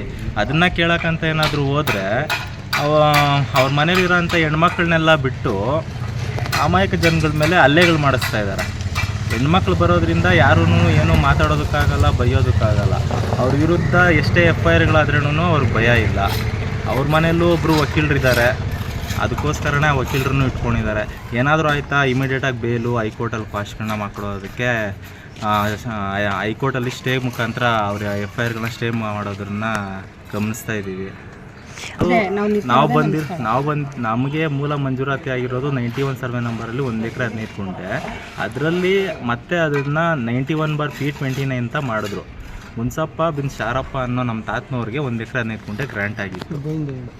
ಅದ್ರ ಜೊತೆ ನಮ್ಮ ದೊಡ್ಡಪ್ಪನವರಾಗಿರೋಂಥ ಸುಬ್ಬಯ್ಯನವ್ರಿಗೂ 1 ಎಕರೆ 15 ಗುಂಟೆ ಗ್ರ್ಯಾಂಟ್ ಆಗಿತ್ತು. ನಮಗೆ ಟೋಟಲ್ 2 ಎಕರೆ 30 ಗುಂಟೆ ಜಾಗ ಈ ಸರ್ಕಾರಿ ಗೋಮಾಳ ಏನಿತ್ತು ಇದರಿಂದ ನಮಗೆ ಸರ್ಕಾರದಿಂದ ಮಂಜೂರಾಗಿದೆ. ಆ ಜಾಗದಲ್ಲಿ ಏನಂದರೆ ಅದರಲ್ಲಿ ನಾವು 1 ಎಕರೆ 15 ಗುಂಟೆ ಏನು ನಮ್ಮ ದೊಡ್ಡಪ್ಪನವ್ರಿಗೆ ಮಂಜೂರಾಗಿತ್ತು ಅದನ್ನು ನಾವು ಮಾರಿದ್ವಿ. ನಾವಂದರೆ ಅವ್ರ ಮಾತು ಅದು ಕುಟುಂಬಕ್ಕೆ ಗ್ರ್ಯಾಂಟ್ ಆಗಿದ್ರೂ ನಮ್ಮ ದೊಡ್ಡಮ್ಮನವರು ಅವರು ಮಾರಾಟ ಆಗಿತ್ತು, ಅವರು ಮಾರ್ಕೊಂಡಿದ್ರು. ಅದು ನಮ್ಮ ಕುಟುಂಬದವರು ತಿಳಿದಿರ ಮಾರ್ಕೊಂಡಿದ್ದಾರೆ. ಅದ್ರ ಮೇಲೆ ನಾವು ಮತ್ತೆ PTCL ಕಾಯ್ದೆ ಪ್ರಕಾರ ನಾವು ಅದ್ರ ಮೇಲೆ ನಾವು ACಯಲ್ಲಿ ಹಾಕಿದ್ದೀವಿ. ಅದಕ್ಕೆ ಕೇಸ್ ಈಗಲೂ ಪೆಂಡಿಂಗ್ ಇದೆ. ಅದು ಬಿಟ್ಟರೆ ನಮ್ಮ ತಾತನವ್ರಿಗೆ ಏನು ಮಂಜೂರಾಗಿತ್ತು ಆ ಜಾಗನ ನಾವು ಮಾರಿದ್ದಿಲ್ಲ. ಆದರೆ ಈ ಭೂಗಳರು ಏನು ಮಾಡ್ತಾಯಿದ್ದಾರೆ, ನಾವು ಮಾರದೇ ಇದ್ರೂ ನಾವು ಮಾರದೇ ಇರೋ ಜಾಗನ ಇವರು ಒತ್ತುವರಿ ಮಾಡೋದಕ್ಕೆ ಬರ್ತಾಯಿದ್ದಾರೆ. ಅಂದರೆ ಯಾವ ಆಧಾರದ ಮೇಲೆ ಅವ್ರು ಒತ್ತುವರಿ ಮಾಡಕ್ಕೆ ಬರ್ತಿದ್ದಾರೆ ಸರ್? ಮುನಿಯಾಲಪ್ಪ ಬಿನ್ ಚಿಕ್ಕುಂಡಪ್ಪ ಅನ್ನೋರಿಗೆ ಏನು ಗ್ರ್ಯಾಂಟ್ ಆಗಿತ್ತು ಅದೇ ಮುನಿಯಾಲಪ್ಪ ಬಿನ್ ಮುನಕಾವೇರಿಗ ಅನ್ನೋ ಇಬ್ಬರು ಒಂದೇ ಹೆಸರಿರುವಂಥ ಮುನಿಯಾಲಪ್ಪನವರು ಆಗ ಸರ್ಕಾರಿ ಜಾಗಗಳನ್ನ ಮಾರ್ಕೊಂಡಿದ್ರು. ಅದರಲ್ಲಿ ಒಬ್ಬರು ಗ್ರ್ಯಾಂಟ್ ಆಗಿದೆ, ಇನ್ನೊಬ್ಬರು ಗ್ರ್ಯಾಂಟ್ ಆಗಿಲ್ಲ. ಅದನ್ನೇ ಅವ್ರ ಮಕ್ಕಳು ಮೊಮ್ಮಕ್ಕಳೆಲ್ಲ ಮುಂದುವರ್ಸ್ಕೊಂಡು ಹೋಗ್ತಾಯಿದ್ದಾರೆ. ಅದರಲ್ಲಿ ಈಗ ಆಲ್ರೆಡಿ ಸರ್ಕಾರಿ ಲ್ಯಾಂಡ್ ಗ್ರಾಬಿಂಗ್ ಕೋರ್ಟ್ ಏನಿದೆ, ಭೂ ಕಬಳಕೆ ನ್ಯಾಯಾಲಯ, ಅದರಲ್ಲಿ ಅವ್ರ ಮೇಲೆ ಕೇಸ್ ಕೂಡ ದಾಖಲೆ ಆಗಿದೆ. ಅದರಲ್ಲಿ ತಹಸೀಲ್ದಾರ್ ಅವರು ಅದರಲ್ಲಿ ರಿಪೋರ್ಟಲ್ಲಿ ಬರೆದಿದ್ದಾರೆ 2 ಎಕರೆ 37 ಗುಂಟೆ ಒತ್ತುವರಿ ಆಗಿದೆ ಅಂತ. ಅದರಲ್ಲಿ ಇನ್ನೂ ಹೆಚ್ಚಾಗಿದೆ. ಆದರೆ ಅದರಲ್ಲಿ ನಮಗೆ ಅದು ಮೇಲ್ನೋಟು ಕಾಣಿಸಿರೋದು 2 ಎಕರೆ 37 ಗುಂಟೆ ಮಾತ್ರ. ಯಾಕಂದರೆ ಎಲ್ಲೆಲ್ಲಿ ಮಾರಿದ್ದಾರೆ ಈ ಸರ್ಕಾರಿ ಜಮೀನಲ್ಲಿ ಅನ್ನೋದು ಯಾರಿಗೂ ಗೊತ್ತಾಗ್ತಿಲ್ಲ, ಯಾಕಂದರೆ ಪೋಡಿ ಆಗ್ತಿರೋ ಕಾರಣ. ಅದ್ರ ಮೇಲೆ ಅವರು ಇದ್ರ ಮೇಲೆ ಪ್ರತಿಯೊಬ್ಬರ ಮೇಲೆ ಕೇಸ್ ಹಾಕ್ತೀನಿ ಅಂತಲೇ ಹೇಳಿದ್ದಾರೆ. ಅದು ನ್ಯಾಯಾಲಯದಲ್ಲಿ ಇನ್ನೂ ಪೆಂಡಿಂಗ್ ಇದೆ ಸರ್. ಈಗ ಮೂಲ ಮಂಜೂರಿದಾರರು ಮುನಿಯಾಲಪ್ಪನವ್ರು ಅಂತ ಯಾರಿದ್ದಾರೆ, ಮುನಿಯಾಲಪ್ಪ ಬಿನ್ ಚಿಕ್ಕುಂಡಪ್ಪ ಅವರು, ಅವ್ರ ದಾಖಲೆನ ಬಳಸ್ಕೊಂಡು ಮತ್ತೊಬ್ಬರು ಮುನಿಯಾಲಪ್ಪನವರು, ಅವ್ರ ಕುಟುಂಬದವರು, ಅವ್ರ ಮಕ್ಕಳು ಮೊಮ್ಮಕ್ಕಳೆಲ್ಲ ಈಗ ಅದೇ ಪೇಪರ್ನ ಬಳಸ್ಕೊಂಡು ಎಲ್ಲೆಲ್ಲಿ ಸರ್ಕಾರಿ ಜಮೀನುಗಳಿದೆ ಅದನ್ನ ಅಲ್ಲೆಲ್ಲ ಮಾರ್ಕೊಂಡು ಬರ್ತಾ ಇದ್ದಾರೆ. ಪಾಪ ಅಮಾಯಕ ಜನರಿಗೆ ಗೊತ್ತಾಗ್ತಿಲ್ಲ ಅದು. ಅವ್ರ ಪಾಪ ಏನೋ ಒಂದು ಸ್ವಂತ ಮನೆ ಮಾಡ್ಕೊಳ್ಳೋ ಅಂಥ ಅಭಿಲಾಷೆಯಿಂದ ಅವರು ಎಷ್ಟೊಂದು ಸಣ್ಣ ಪುಟ್ಟ ಅಮೌಂಟ್ ಸಿಗುತ್ತಲ್ಲ ಅಂತ ಹೇಳ್ಬಿಟ್ಟು ರೆವಿನ್ಯೂ ಸೈಟ್ಗಳು ಅಂದ್ಬಿಟ್ಟು ಎಲ್ಲ ಕೊಂಡ್ಕೊತಾ ಇದ್ದಾರೆ. ಅದ್ರ ಮೂಲ ದಾಖಲೆಗಳನ್ನ ಯಾರೂ ಪರಿಶೀಲನೆ ಮಾಡ್ತಾ ಇಲ್ಲ. ಈಗ ಹೌದು ಸರ್, ಏನಾಗ್ತಿದೆ ಅಂದರೆ ಅವ್ರ ವಿರುದ್ಧ ನಾನು ಇಂಜೆಕ್ಷನ್ ಆರ್ಡ್ರನ್ನ ತೊಗೊಬಂದಿದ್ದೀನಿ. ಇಂಜೆಕ್ಷನ್ ಆರ್ಡ್ರ್ ತೊಗೊಬಂದಿದ್ರೂ ಅವರು ಮತ್ತೆ ಇನ್ನೊಂದು ಬೋಗಸ್ ಸೇಲ್ ಡೀಡ್ ಮಾಡಿಕೊಂಡು ಮತ್ತೆ ಇನ್ನೊಂದು ನಮ್ಮ ವಿರುದ್ಧ ಅವ್ರು ಕೇಸ್ ಹಾಕ್ಕೊಂಡ್ರು. ಅದನ್ನು ಕೂಡ ನಮ್ಮ ಕಡೆನೇ ಆಗಿದೆ. ಅದಾದ್ರೂ ಕೂಡ ಏನು ಈ ಅವ್ರ ಮನೆ ಹೆಂಗಸ್ರಿದ್ದಾರೆ ಅವ್ರನ್ನ ಕರ್ಕೊಬಂದು ಮುಂದೆ ನಿಲ್ಲಿಸ್ಬಿಡ್ತಾರೆ. ಅವ್ರನ್ನ ಕರ್ಕೊಬಂದು ಮುಂದೆ ನಿಲ್ಲಿಸಿ ನಾವು ಇಲ್ಲಿ ಏನೂ ಕ್ಲೀನ್ ಮಾಡೋದಕ್ಕಾಗಲ್ಲ, ಏನೂ ಆಗಲ್ಲ. ಏನಾದರೂ ನಾವು ಕ್ಲೀನ್ ಮಾಡೋಕ್ಕೆ ಹೋದರೆ ಅವ್ರ ಮಕ್ಕಳು ಚಿಕ್ಕ ಮಕ್ಕಳನ್ನ ಬಿಟ್ಟು ವೀಡಿಯೋಗಳು ಮಾಡಿಸ್ಕೊತಾರೆ. ಗಂಡಸರು ಯಾರೂ ಬರೋದಿಲ್ಲ. ಹೌದು ಸರ್, ನನ್ನ ಮೇಲೆ ಅಲ್ಲೇ ಆಗಿದೆ. ನನಗೆ ಪಿತ್ರಾರ್ಜಿತವಾಗಿ ಬಂದಿರೋಂಥ ಆಸ್ತಿ ನಾನು ಯಾವಾಗ ನನ್ನ ಜಾಗಕ್ಕೆ ನನ್ನ ಸ್ವಾಧೀನಕ್ಕೆ ನಾವೇ ಇದ್ವಿ ಸ್ವಾಧೀನದಲ್ಲಿ, ಅದನ್ನು ನಾನು ಯಾವಾಗ ನಾನು ಕ್ಲೀನ್ ಮಾಡೋಕ್ಕಂತ ಬಂದೆ, ಈ ಜಾಗ ಅವರು ಒತ್ತುವರಿ ಮಾಡೋಂಥ ಸರ್ಕಾರಿ ಜಾಗದ ಹಿಂದೆನೇ ಇರೋದ್ರಿಂದ ಈ ಜಾಗನೂ ನಂದೇ ಅನ್ನೋ ಥರ ಬಂದ್ಬಿಟ್ಟು ಅವ್ರ ಮನೆ ಹೆಂಗಸರು ಮಕ್ಕಳು ಅದು ಏನು ಆ ಭೂಗಳಿದ್ದಾರೆ ಅವರೆಲ್ಲರೂ ಸೇರಿ ನಮ್ಮ ಮೇಲೆ ಅಲ್ಲೇ ಮಾಡಿದ್ರು ಸರ್. ಅವ್ರ ಮೇಲೆ ಈಗಾಗಲೇ 5ಕ್ಕೂ ಹೆಚ್ಚು FIRಗಳಾಗಿದೆ ಅವ್ರ ಮೇಲೆ. ಅಲ್ಲ, ಈಗ ನಿಮ್ಮ ಮೇಲೆ ಅಲ್ಲೇ ಮಾಡಿದ್ದು ನೀವು ಕಂಪ್ಲೇಂಟ್ ಕೊಟ್ಟಿದ್ದೀರಾ? ನಾವು ಅವತ್ತು ಕಂಪ್ಲೇಂಟ್ ಕೊಡೋಕೆ ಹೋದಾಗ ಕಂಪ್ಲೇಂಟ್ ತೊಗೊಂಡಿಲ್ಲ. ಆಗ ಕೌಂಟ್ರ್ FIR ಆಗುತ್ತೆ ಅಂತ ನಮ್ಮನ್ನು ಭಯ ಇಡಿಸಿ ಅಲ್ಲಿಂದ ಕಳಿಸ್ಬಿಟ್ರು. ಯಾರೋ ಕಳಿಸಿದ್ದು? ಅವಾಗ ಅದೇ ಅವರೂ ನಾವೇ ಅವ್ರ ಮೇಲೆ ಅಲ್ಲೇ ಮಾಡಿದ್ವಿ, ಅವ್ರ ಜಾಗ ನಾವು ಒತ್ತುವರಿ ಮಾಡಿದ್ವಿ ಅನ್ನೋ ಥರ ಅವರು ಬಿಂಬಿಸಿ ಪೊಲೀಸ್ ಸ್ಟೇಷನಲ್ಲಿ ನಿಮ್ಮ ಮೇಲೇನೂ ಒಂದು FIR ಆಗುತ್ತೆ, ಅವ್ರ ಮೇಲೇ FIR ಆಗುತ್ತೆ ಅಂತ ಹೇಳಿ ಭಯ ಇಕ್ಸಿ ನಮ್ಮನ್ನು ಅವತ್ತು ಹಿಂದಕ್ಕೆ ಕಳಿಸ್ಬಿಟ್ರು. ಅದಾದಮೇಲೆ ಪದೇ ಅಲ್ಲೇ ಆದಾಗ ಅದೇನಾಗಿದೆ ಅದ್ರ ಮೇಲೆ FIRಗಳಾಗಿದೆ. ಏನಿದ್ದಾರೆ ಪೊಲೀಸವರು ಅವ್ರಿಗೂ ಇದು ತಿಳಿದು ಬಂದಿದ್ದಾದಮೇಲೆ ಅವ್ರಿಗೆ ಇದ್ರ ಬಗ್ಗೆ ಅವ್ರಿಗೆ ವಾರ್ನಿಂಗ್ ಎಲ್ಲ ಕೊಟ್ಟಿದ್ದಾರೆ. ಆದರೂ ಅವ್ರು ನಿಲ್ಲಿಸ್ತಾ ಇಲ್ಲ. ನಿಮ್ಮ ಹೆಸರು? ನನ್ನ ಹೆಸರು ಮಹೇಶ್ ಅಂತ ಸರ್, ವಕೀಲರು. 2002ರಲ್ಲಿ ಮುಜೂರಾಗಿದ್ದು ತಹಸೀಲ್ದಾರ್ ಅವರೆಲ್ಲ ಯಾರ್ಯಾರು ಪೊಸಿಷನ್ನಲ್ಲಿದ್ದಾರೆ ಅವ್ರನ್ನೆಲ್ಲ ಬಂದು ನೋಡಿ ಅದನ್ನು ಯಾರ್ಯಾರು ಪೊಸಿಷನ್ ಅವ್ರ ಹೆಸರುಗಳೆಲ್ಲ ಬರ್ಕೊಂಡು ಅವ್ರಿಗೆ ಗ್ರಾಂಟ್ ಆಯಿತು. 82ರಲ್ಲಿ ಬಂದು ಇವರಿಗೆ ಗ್ರಾಂಟ್ ಕಾಪಿಗಳು ಕೊಟ್ಟರು. ಆಮೇಲೆ ಗ್ರಾಂಟ್ ಕಾಪಿ ಕೊಟ್ಟ ಮೇಲೆ ಏನಾಯಿತು ಅಂದರೆ ನಮ್ಮ ಮನೆಯಲ್ಲಿ ನಮ್ಮ ತಂದೆಯವ್ರಿಗೊಂದು ಗ್ರಾಂಟು, ನಮ್ಮ ಅಣ್ಣ ಸುಬ್ಬಯ್ಯ ಅಂತೇಳ್ಬಿಟ್ಟು ಅವ್ರಿಗೊಂದು ಗ್ರಾಂಟು, 1 ಎಕರೆ 15 ಗುಂಟೆ 1 ಎಕರೆ 15 ಗುಂಟೆ ಗ್ರಾಂಟ್ ಕೊಟ್ಟರು. ಅವ್ರ ಪೊಸಿಷನ್ನ ಎಲ್ಲಿದ್ದರು ಅಲ್ಲೇ ಅವರಿಬ್ಬರು ಸೇರಿ ಒಂದೇ ಗದ್ದೆಯಲ್ಲೇ ಇದ್ದರು. ಆಮೇಲೆ ಹಂಗಾದ ಮೇಲೆ ಏನಾಯಿತು, ನಮ್ಮ ತಂದೆಯವರು ಮಾರಿಲ್ಲ ಏನೂ ಇಲ್ಲ, ನಮ್ಮ ತಂದೆಯವರು ಸತ್ತೋದ್ಮೇಲೆ ಏನಾಯಿತು 2000ನೇ ಇಸ್ವಿನಲ್ಲಿ ಸತ್ತೋದ್ರು. ಆವಾಗ ಏನಾಯಿತು ಅಂದರೆ ನಮ್ಮ ಅಣ್ಣ ಸತ್ತೋದು. ಆಮೇಲೆ ಅಣ್ಣ ಸತ್ತಾದ ಮೇಲೆ ನಮ್ಮ ಅತ್ತಿಗೆ ಏನು ಮಾಡಿಬಿಟ್ರು, ಎಲ್ಲಮ್ಮ ಅನ್ನೋರು ಇದೇ ವೆಂಕಟಸ್ವಾಮಿಗೆ ಒಂದು ಸೇಲ್ ಡೀಡ್ ಮಾಡಿ ಮಾರಿರ್ತಾರೆ ಅವರು. ಅವ್ರೇನು ಮಾಡವ್ರೆ, ಒಂದೇ ಡಾಕ್ಯುಮೆಂಟಲ್ಲಿ 2 ಎಕರೆ 30 ಕುಂಟೆನೂ ಎರಡು ಡಾಕ್ಯುಮೆಂಟನ್ನು ಒಂದೇ ಡಾಕ್ಯುಮೆಂಟಲ್ಲೇ ಮಾರ್ಬಿಟ್ರು ಅವರು. ವೆಂಕಟಸ್ವಾಮಿ ಎಲ್ಲಮ್ಮನ ಹತ್ರ ಬರ್ಸ್ಕೊಂಡ್ಬಿಟ್ಟು ಅದೇ ಒಂದೇ ಡಾಕ್ಯುಮೆಂಟಲ್ಲೇ ನಮ್ಮ ತಂದೆಯವ್ರದ್ದು, ನಮ್ಮ ಎಲ್ಲಮ್ಮನವರು ಯಜಮಾನ್ರು ಸುಬ್ಬಯ್ಯಂದು ಎರಡೂ ಸೇರಿ ಡಾಕ್ಯುಮೆಂಟಲ್ಲಿ ಮಾರ್ಬಿಟ್ರು. ಮಾರ್ಬಿಟ್ಟ ಮೇಲೆ ನಾವೇನು ಮಾಡಿದ್ವಿ, ಆಮೇಲೆ ನಾನು ವೆಂಕಟಸ್ವಾಮಿ ಮೇಲೆ ಕೇಸ್ ಹಾಕಿದ್ವಿ. ಅಂದರೆ ಮುನ್ಸಪ್ಪನ ಮಕ್ಕಳು ಯಾರೂ 6 ಜನ 7 ಜನ ಇದ್ವಿ, ಯಾರೂ ಮಾರಿಲ್ಲ, ಯಾರೂ ಸೈಟ್ ಮಾಡಿಲ್ಲ, ಅವ್ರಿಗೆ ಏನೂ ಮಾಡಿಲ್ಲ. ಮಾರಿರೋದು ವೆಂಕಟಸ್ವಾಮಿ ಮಾತ್ರ ಅಷ್ಟೇ. ಅದ್ರ ಮೇಲೆ ಅವ್ರಿಗೆ ಏನಾಗೋಯ್ತು, ವೆಂಕಟಸ್ವಾಮಿ ಅವ್ರು ಮಾರಿದ ಮೇಲೆ ಏನಾಗೋಯ್ತು, ಅವ್ರ ದೊಡ್ಡಪ್ಪನ ಮಕ್ಕಳು, ಮುನಿಯಲ್ಲಪ್ಪನ ಮಕ್ಕಳು, ಸೀನಪ್ಪ, ಚಂದ್ರಪ್ಪ, ಅವ್ರ ಸಂದೀಪು, ಇನ್ನೊಂದು ಮಂದಿ ಅವ್ರ ಮನೆಯಲ್ಲಿ ಮಂಜುನಾಥು, ಇವರೆಲ್ಲ ಸೇರಿಕೊಂಡು ಯಾವುದೋ ದೂರ ಒಂದು ಡಾಕ್ಯುಮೆಂಟು ಮುನಿಯಲ್ಲಪ್ಪ ಚಿಕ್ಕಗುಡ್ಡಪ್ಪ ಅನ್ನೋರಿಗೆ ಒಂದು ಡಾಕ್ಯುಮೆಂಟ್ ಆಗಿರುತ್ತೆ. ಅವ್ರೇನು ಮಾಡವ್ರೆ, ಆ ಡಾಕ್ಯುಮೆಂಟಲ್ಲಿ ಅವ್ರ ಜಮೀನು ಮಾರ್ಕೊಂಡ್ಬಿಟ್ಟು ಎಲ್ಲ ಬೇರೆ ಕಡೆ ಆಸ್ತಿ ನೋಡಿ ಅವ್ರನ್ನ ಚೆನ್ನಾಗಿ ಮಾಡ್ಕೊಂಡು ಇವರು ಅದು ಒಂದೇ ಡಾಕ್ಯುಮೆಂಟಲ್ಲಿ ಅಲ್ಲೇ P36 ಅವ್ರದ್ದು P36 91 P36 ಸರ್ವೆ ನಂಬರು. ಅದರಲ್ಲಿ ಏನಾಗೋಯಿತು, ಅದು ಬಂದು ನಮ್ಮ ಜಾಗಕ್ಕಿಂತಲೂ ಒಂದು ಅರ್ಧ ಕಿಲೋಮೀಟ್ರ್ ದೂರ ಇರುತ್ತೆ. ಅದನ್ನು ಅಲ್ಲಿ ಮಾರಿಬಿಟ್ಟು ಅದೇ ಪೇಪರ್ನ ಅವ್ರ ಹತ್ರ ಅವರಿಬ್ಬರು ಒಂದಾಗ್ಬಿಟ್ಟು ಇದೇ ಮುನಿಯಲ್ಲಪ್ಪನ ಮಕ್ಕಳು ಸೀನಪ್ಪ, ಚಂದ್ರಪ್ಪ, ಇದು ಮುನಿಯಲ್ಲಪ್ಪನೂ ಇದ್ದವಾಗ ಅವರು 4-5 ಜನನೂ ಸೇರಿ ಅಲ್ಲಿ ಸುಮಾರು ಒಂದು 2-3 ಎಕರೆ ಜಮೀನು, ಗೋಮಾಳ ಜಮೀನು ಸೈಟ್ಗಳನ್ನು ನಿಂಗಿಡಿಸಿ ಮಾರಿಬಿಟ್ಟವ್ರೆ ಅದೇ ಪೇಪರಲ್ಲಿ. ಅದು ಮಾರಿಬಿಟ್ಟು ಅದೇ ಪೇಪರಲ್ಲೇ ಒಂದು 2 ಸೈಟ್ ಆಗೋಷ್ಟು ಇವರು ಭೂಕಳ್ಳರು ಆಗಿ ಹಿಂಗೆ ನಮ್ಮ ಜಾಗದಲ್ಲಿ 2 ಸೈಟಷ್ಟು 30 P36 2 ಸೈಟ್ ಮಾಡಿರ್ತಾರೆ. ಅಂದರೆ ಅವ್ರು P36 ಇರೋದು ಒಂದು ಸುಮಾರು ಅರ್ಧ ಕಿಲೋಮೀಟ್ರ್ ದೂರದಲ್ಲಿರುತ್ತೆ. ಇದರಲ್ಲಿ 2 ಸೈಟ್ ಮಾರಿಬಿಟ್ಟು ಇದು 1 ಎಕರೆ 15 ಕುಂಟೆನೂ ನಮ್ಮದೇ ಅಂತ ಹೇಳ್ಬಿಟ್ಟು ನಮ್ಮ ಮೇಲೆ ಜಗಳ ಮಾಡ್ತಾಯಿದ್ದಾರೆ. ಈಗ ಹೆಂಗೆ ಅಂತ ಸರ್, ಇವ್ರು ಬಂದಾಗೆಲ್ಲ 2 ಸತಿ ಹೊಡೆದವ್ರೆ ಅಂದರೆ ಸಿಕ್ಕಾಪಟ್ಟಿ ಹೊಡೆದಿದ್ದಾರೆ. ಆವತ್ತು ನಾನು ಫಸ್ಟ್ ದಿವಸ ಇದ್ದಾಗ ನನ್ನ ಹೊಡೆದ್ರು, ನಮ್ಮ ಮಗ ಮಹೇಶ್ನೂ ಹೊಡೆದ್ರು, ಆಮೇಲೆ ತಿರುಗಿ ಎಲ್ಲರೂ ಹೊಡೆದ್ರು. ಆಮೇಲೆ ಇನ್ನೊಂದು ದಿವಸ ನಾನು KGF ಅಲ್ಲಿ ಯಾವುದೋ ಒಂದು ಕೇಸ್ ಇತ್ತು. ಆ ಕೇಸ್ಗೆ ಹೋಗೋ ಟೈಮ್ನಲ್ಲಿ ಆವತ್ತು ಬಂದಿದ್ದೆ ಇವನು ಒಬ್ಬನ್ನೇ ಹಿಡ್ಕೊಂಡು ಎಲ್ಲ ಜನ ಸುತ್ತಕೊಂಡು ಇದರಲ್ಲೇ ಹೊಡೆದಿರೋದು, ಇಷ್ಟು ಜನ ಸೇರಿ ಹೊಡೆದಿರೋದು. ಹಂಗಾಗಿ ನಾವೇನು ಮಾಡಿದ್ವಿ, ಆನೇಕಲ್ ನ್ಯಾಯಾಲಯದಲ್ಲಿ ಹೋಗಿದ್ದೆ, ಕೇಸ್ ಹಾಕ್ಕೊಂಡ್ವಿ. ಕೇಸ್ ಹಾಕಿದ್ರೆ ಸುಮಾರು 2 ಸತಿ ನಮ್ಮ ಕಡೆನೇ ಆಯಿತು, ಮಹೇಶ್ ಕಡೆ ನಮ್ಮ ಕಡೆನೇ ಆಯಿತು. ಅದನ್ನು ಅದ್ರ ಮೇಲೆ ಕೇಸ್ ಆಗಿದ್ರು ಅದನ್ನು ತಿರ್ಗಾ ಅವನು ಆ ಪೇಪರ್ ಅಂತ ಅದನ್ನು ಇನ್ನೊಬ್ಬರು ಹೆಸರು ರಿಜಿಸ್ಟರ್ ಮಾಡಿದ್ರು. ಅವರು ರಿಜಿಸ್ಟರ್ ಮಾಡಿ ತಿರ್ಗಾ ಏನು ಮಾಡಿದ್ರು, ತಿರ್ಗಾ ಈಗ ಕೇಸ್ ಹಾಕ್ಕೊಂಡಿವಿ ನಾವು. ಕೇಸ್ ಹಾಕ್ಕೊಂಡ್ಮೇಲೆ ಇವಾಗ ಒಂದು 3-4 ದಿವಸದಲ್ಲಿ ನಮಗೇ ಆಯಿತು, ಕೋರ್ಟು ನಮಗೆ ಮಾಡಿದ್ರು, ನಮಗೆ ಕೊಟ್ಟರು.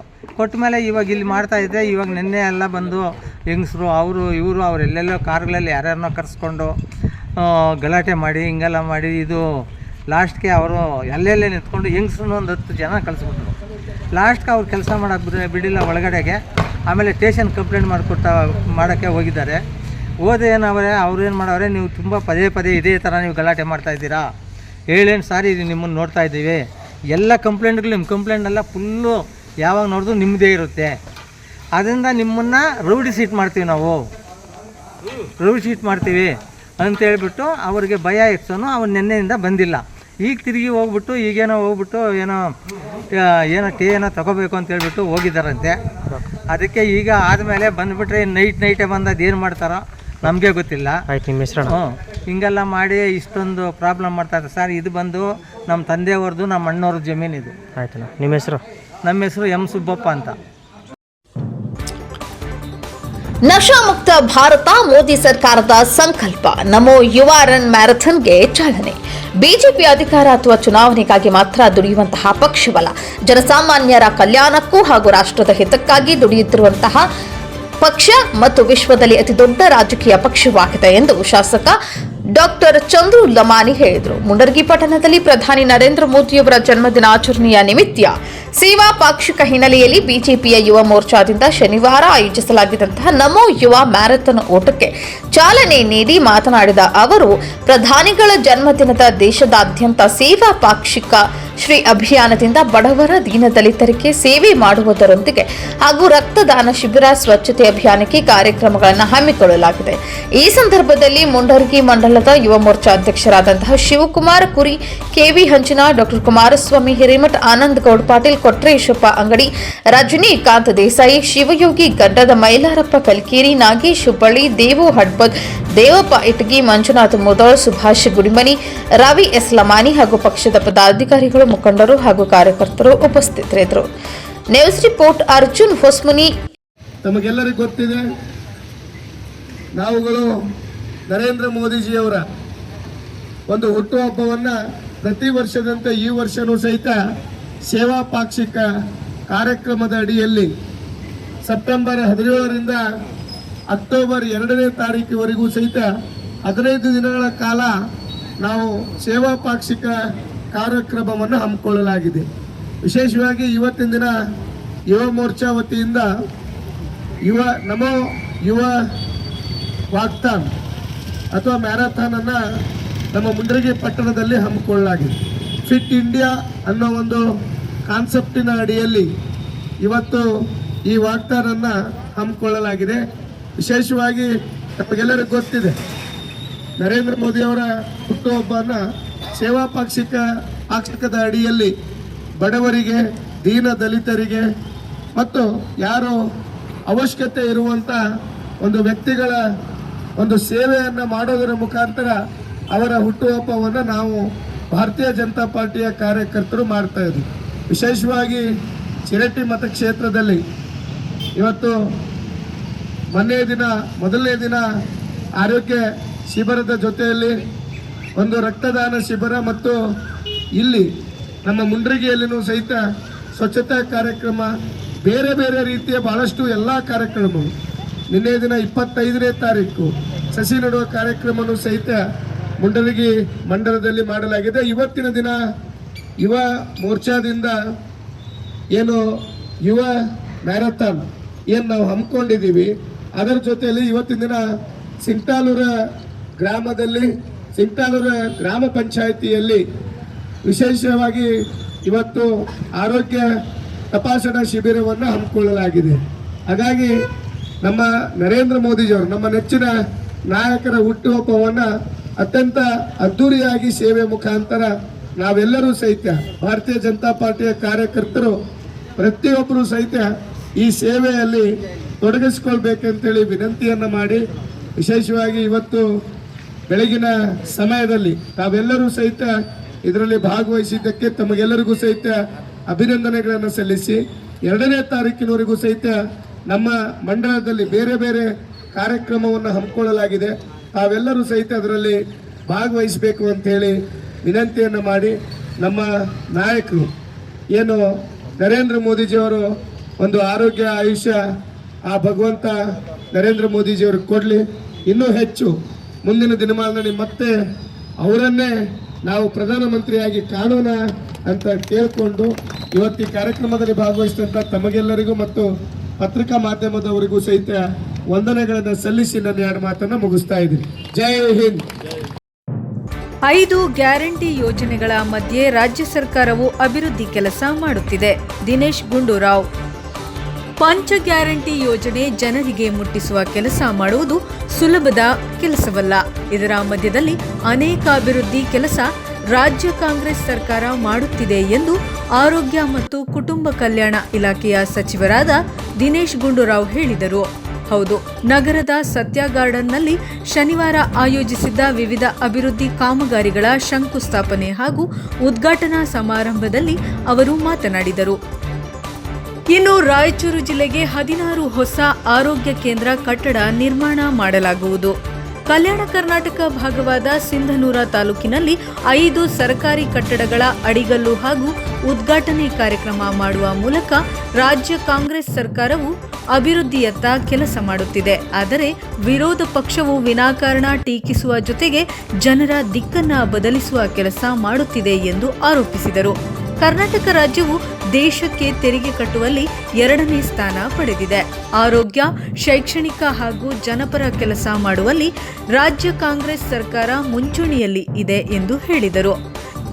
ತದನಂತರ ಶಾಸಕ ಹಂಪನಗೌಡ ಬಾದರ್ಲಿ ಅವರು ಪ್ರಾಸ್ತಾವಿಕವಾಗಿ ಮಾತನಾಡಿದರು. ಈ ವೇಳೆ ಜಿಲ್ಲಾ ಉಸ್ತುವಾರಿ ಸಚಿವರಾದ ಶರಣ ಪ್ರಕಾಶ್ ಪಾಟೀಲ್, ಮತ್ತು ಶಾಸಕ ಹಂಪನಗೌಡ ಬಾದರ್ಲಿ, ಮಸ್ಕಿ ಶಾಸಕ ಆರ್ ಬಸವನಗೌಡ ತರವಿಹಾಳ, ವಿಧಾನ ಪರಿಷತ್ ಸದಸ್ಯರಾದ ಬಸವನಗೌಡ ಬಾದರ್ಲಿ, ಶರಣೇಗೌಡ ಪಾಟೀಲ್ ಬಯ್ಯಾಪುರ ಮತ್ತು ಎ ವಸಂತಕುಮಾರ್, ನಗರಾಭಿವೃದ್ಧಿ ಪ್ರಾಧಿಕಾರದ ಅಧ್ಯಕ್ಷರಾದ ಬಾಬುಗೌಡ ಬಾದರ್ಲಿ ಹಾಗೂ ನಗರಸಭೆ ಅಧ್ಯಕ್ಷರಾದ ಮಂಜುಳಾ ಪ್ರಭುರಾಜ, ಜಿಲ್ಲಾಧಿಕಾರಿಗಳಾದ ಕೆ ನಿತೀಶ್, ಸಿಇಒ ಈಶ್ವರ್ ಕುಮಾರ್ ಕಾಂದು ಮತ್ತು ಎಸ್ಪಿ ಪುಟ್ಟ ಮಾದಯ್ಯ ಸೇರಿದಂತೆ ಅನೇಕ ತಾಲೂಕು ಆಡಳಿತಾಧಿಕಾರಿಗಳು ಹಾಗೂ ಅನೇಕ ಮುಖಂಡರು ಉಪಸ್ಥಿತರಿದ್ದರು. ವರದಿ ವೆಂಕಟೇಶ ನಾಯಕ, ಸಿಂಧನೂರ.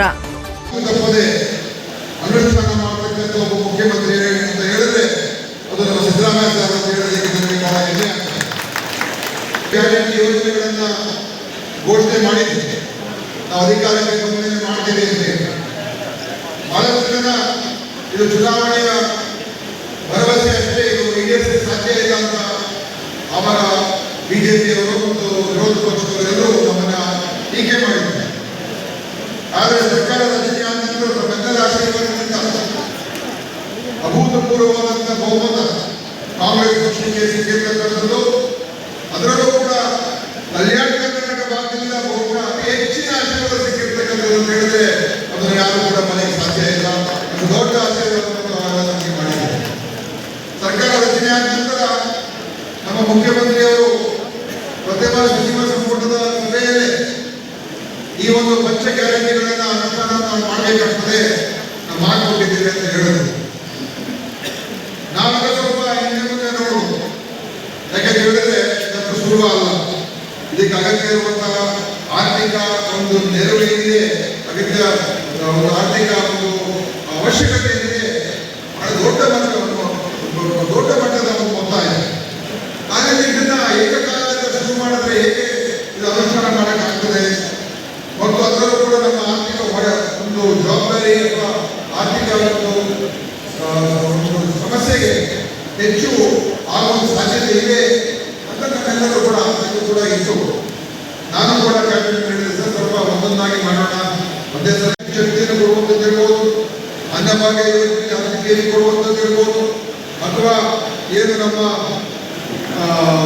ಮಹಿಳೆಯರಿಗೆ ಉಚಿತ ಸಾರಿಗೆ ಇರ್ಬೋದು, ಹಾಗೆಯೇ ನಿರುದ್ಯೋಗ ಏನಾದರೂ ಕೂಡ ಭತ್ಯೆಯನ್ನು ಕೊಡುವಂಥದ್ದು ಎಲ್ಲವನ್ನು ಕೂಡ ಸರ್ಕಾರ ರಚನೆಯಾಗಿ ಕೇವಲ 5 ತಿಂಗಳಲ್ಲಿ ಎಲ್ಲ ಕಾರ್ಯಕ್ರಮಗಳನ್ನು ಅನುಷ್ಠಾನ ಮಾಡಿರ್ತಕ್ಕಂಥ ದಾಖಲೆ ಅದು ಯಾರಾದರೂ ಸರ್ಕಾರ ಈ ದೇಶದಲ್ಲಿ ಇದೆ ಅಂತ ಹೇಳಿದ್ರೆ ಅದು ನಮ್ಮ ಕಾಂಗ್ರೆಸ್ನ ಸರ್ಕಾರ, ನಮ್ಮ ಸಿದ್ದರಾಮಯ್ಯ ಸರ್ಕಾರ ಹೇಳ್ತಕ್ಕಂಥದ್ದಕ್ಕೆ ನಾವು ಹಿಂದೆ ಹಾಕಬೇಕಾಗಿಲ್ಲ. ದೊಡ್ಡ ಸುಮಾರು 55,000 ಕೋಟಿ ರೂಪಾಯಿಯಷ್ಟು ಪ್ರತಿ ವರ್ಷ ಕೊಡಬೇಕಾದ್ರೆ ಮಳೆಯ ಅತಿವೃಷ್ಟಿಯಿಂದ ಮನೆ ಕುಸಿತ, ಪ್ರಾಣಾಪಾಯದಿಂದ ಪಾರಾದ ಸಂತ್ರಸ್ತರು. ಹೌದು, ಭಯಂಕರ ಗಾಳಿ ಮಳೆಗೆ ಸಿಂಧನೂರು ತಾಲೂಕಿನ ಎಲ್ಲೆ ಕುಡ್ಲಿಗೆ ಗ್ರಾಮ ಪಂಚಾಯಿತಿ ವ್ಯಾಪ್ತಿಗೆ ಬರುವಂತಹ ಹಾರಾಪುರ ಗ್ರಾಮದಲ್ಲಿ ಬಡವರ 4ಕ್ಕೂ ಹೆಚ್ಚು ಮನೆಗಳು, ಶೆಡ್ಗಳು ಧರೆಗೆ ಉರುಳಿ ವಿದ್ಯುತ್ ವೈರ್ ನೆಲಕ್ಕೆ ಬಿದ್ದಿದ್ದು ಜನರು ಕೂದಲೆಳೆಯಲ್ಲಿ ಪ್ರಾಣಾಪಾಯದಿಂದ ಪಾರಾಗಿದ್ದಾರೆ ಎಂದು ಸಂತ್ರಸ್ತರು ಹೇಳಿದರು. ಸುರಿದ ಭಾರೀ ಮಳೆಗೆ, ಗಾಳಿಗೆ 2 ಮನೆಗಳ ಮೇಲ್ಛಾವಣಿ ಹಾರಿ ಹೋಗಿವೆ, ಗೋಡೆಗಳು ಶಿಥಿಲಗೊಂಡಿವೆ. ಈ ಗ್ರಾಮದಲ್ಲಿ ಹೆಚ್ಚಾಗಿ ಕೂಲಿ ಕಾರ್ಮಿಕರೇ ವಾಸವಾಗಿದ್ದು ಹಾನಿಯಿಂದ ವಾಸಿಸಲು ಮನೆಯಿಲ್ಲದೆ ಬೀದಿ ಪಾಲಾಗಿದ್ದಾರೆ. ಈ ಗ್ರಾಮದಲ್ಲಿ ಹೆಚ್ಚಾಗಿ ಬಡ ಕುಟುಂಬದವರೇ ಇದ್ದು ಮನೆ ಕಳೆದುಕೊಂಡವರಿಗೆ ಪರಿಹಾರ ಕೊಡಬೇಕು ಎಂದು ಗ್ರಾಮಸ್ಥರು ಮನವಿ ಮಾಡಿದ್ದಾರೆ. ಮನೆಯಲ್ಲಿದ್ದ ಜೀವನ ನಡೆಸಲು ಬೇಕಾದಂತಹ ದವಸ ಧಾನ್ಯಗಳು ಮಳೆಗೆ ಸಿಲುಕಿ ಕುಟುಂಬಗಳು ಪರಿತಪಿಸುವಂತಾಗಿದೆ. ಕೂಡಲೇ ತಾಲೂಕು ಆಡಳಿತ ಸಂತ್ರಸ್ತರು ನೆರವಿಗೆ, ಪರ್ಯಾಯ ತಾತ್ಕಾಲಿಕ ವ್ಯವಸ್ಥೆಗೆ ಹಾಗೂ ವಸತಿಯ ವ್ಯವಸ್ಥೆಗೆ ಮತ್ತು ಪರಿಹಾರಕ್ಕೆ ಮುಂದಾಗಬೇಕು ಎಂದು ಮಾಧ್ಯಮದ ಮೂಲಕ ಮನವಿ ಮಾಡಿದರು.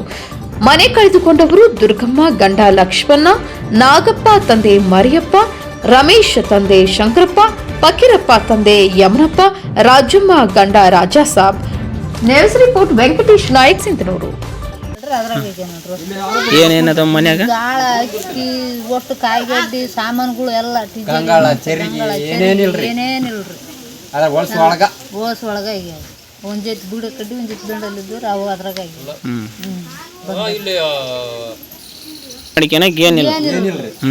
ಎಲ್ಲ ಮುರಬೆಟ್ಟಾಗಿ ಮಣ್ಣಾಗ ಉಣ್ಬಿಟ್ಟವು. ಮಡಿಕೆನ್ ತಿಂಬಕ್ ಏನಿಲ್ಲ, ಕಾಳಿಲ್ಲ, ಕಡಿಲ್ಲ, ಏನಿಲ್ಲ, ಎಲ್ಲ ಓಸ್ ಅದ್ರಾಗ ಗ್ಯಾಸ್ ಇಲ್ಲ, ಗ್ಯಾಸ್ ಸಂತೆ ನಿಂತಿದ್ದೈತಿ. ಇದೇನು ಹಗಲತ್ನಾಗ ಬಿತ್ತನಮ್ಮ ರಾತ್ರಿ ಬಿತ್ತ ಮುಂಜಾನೆ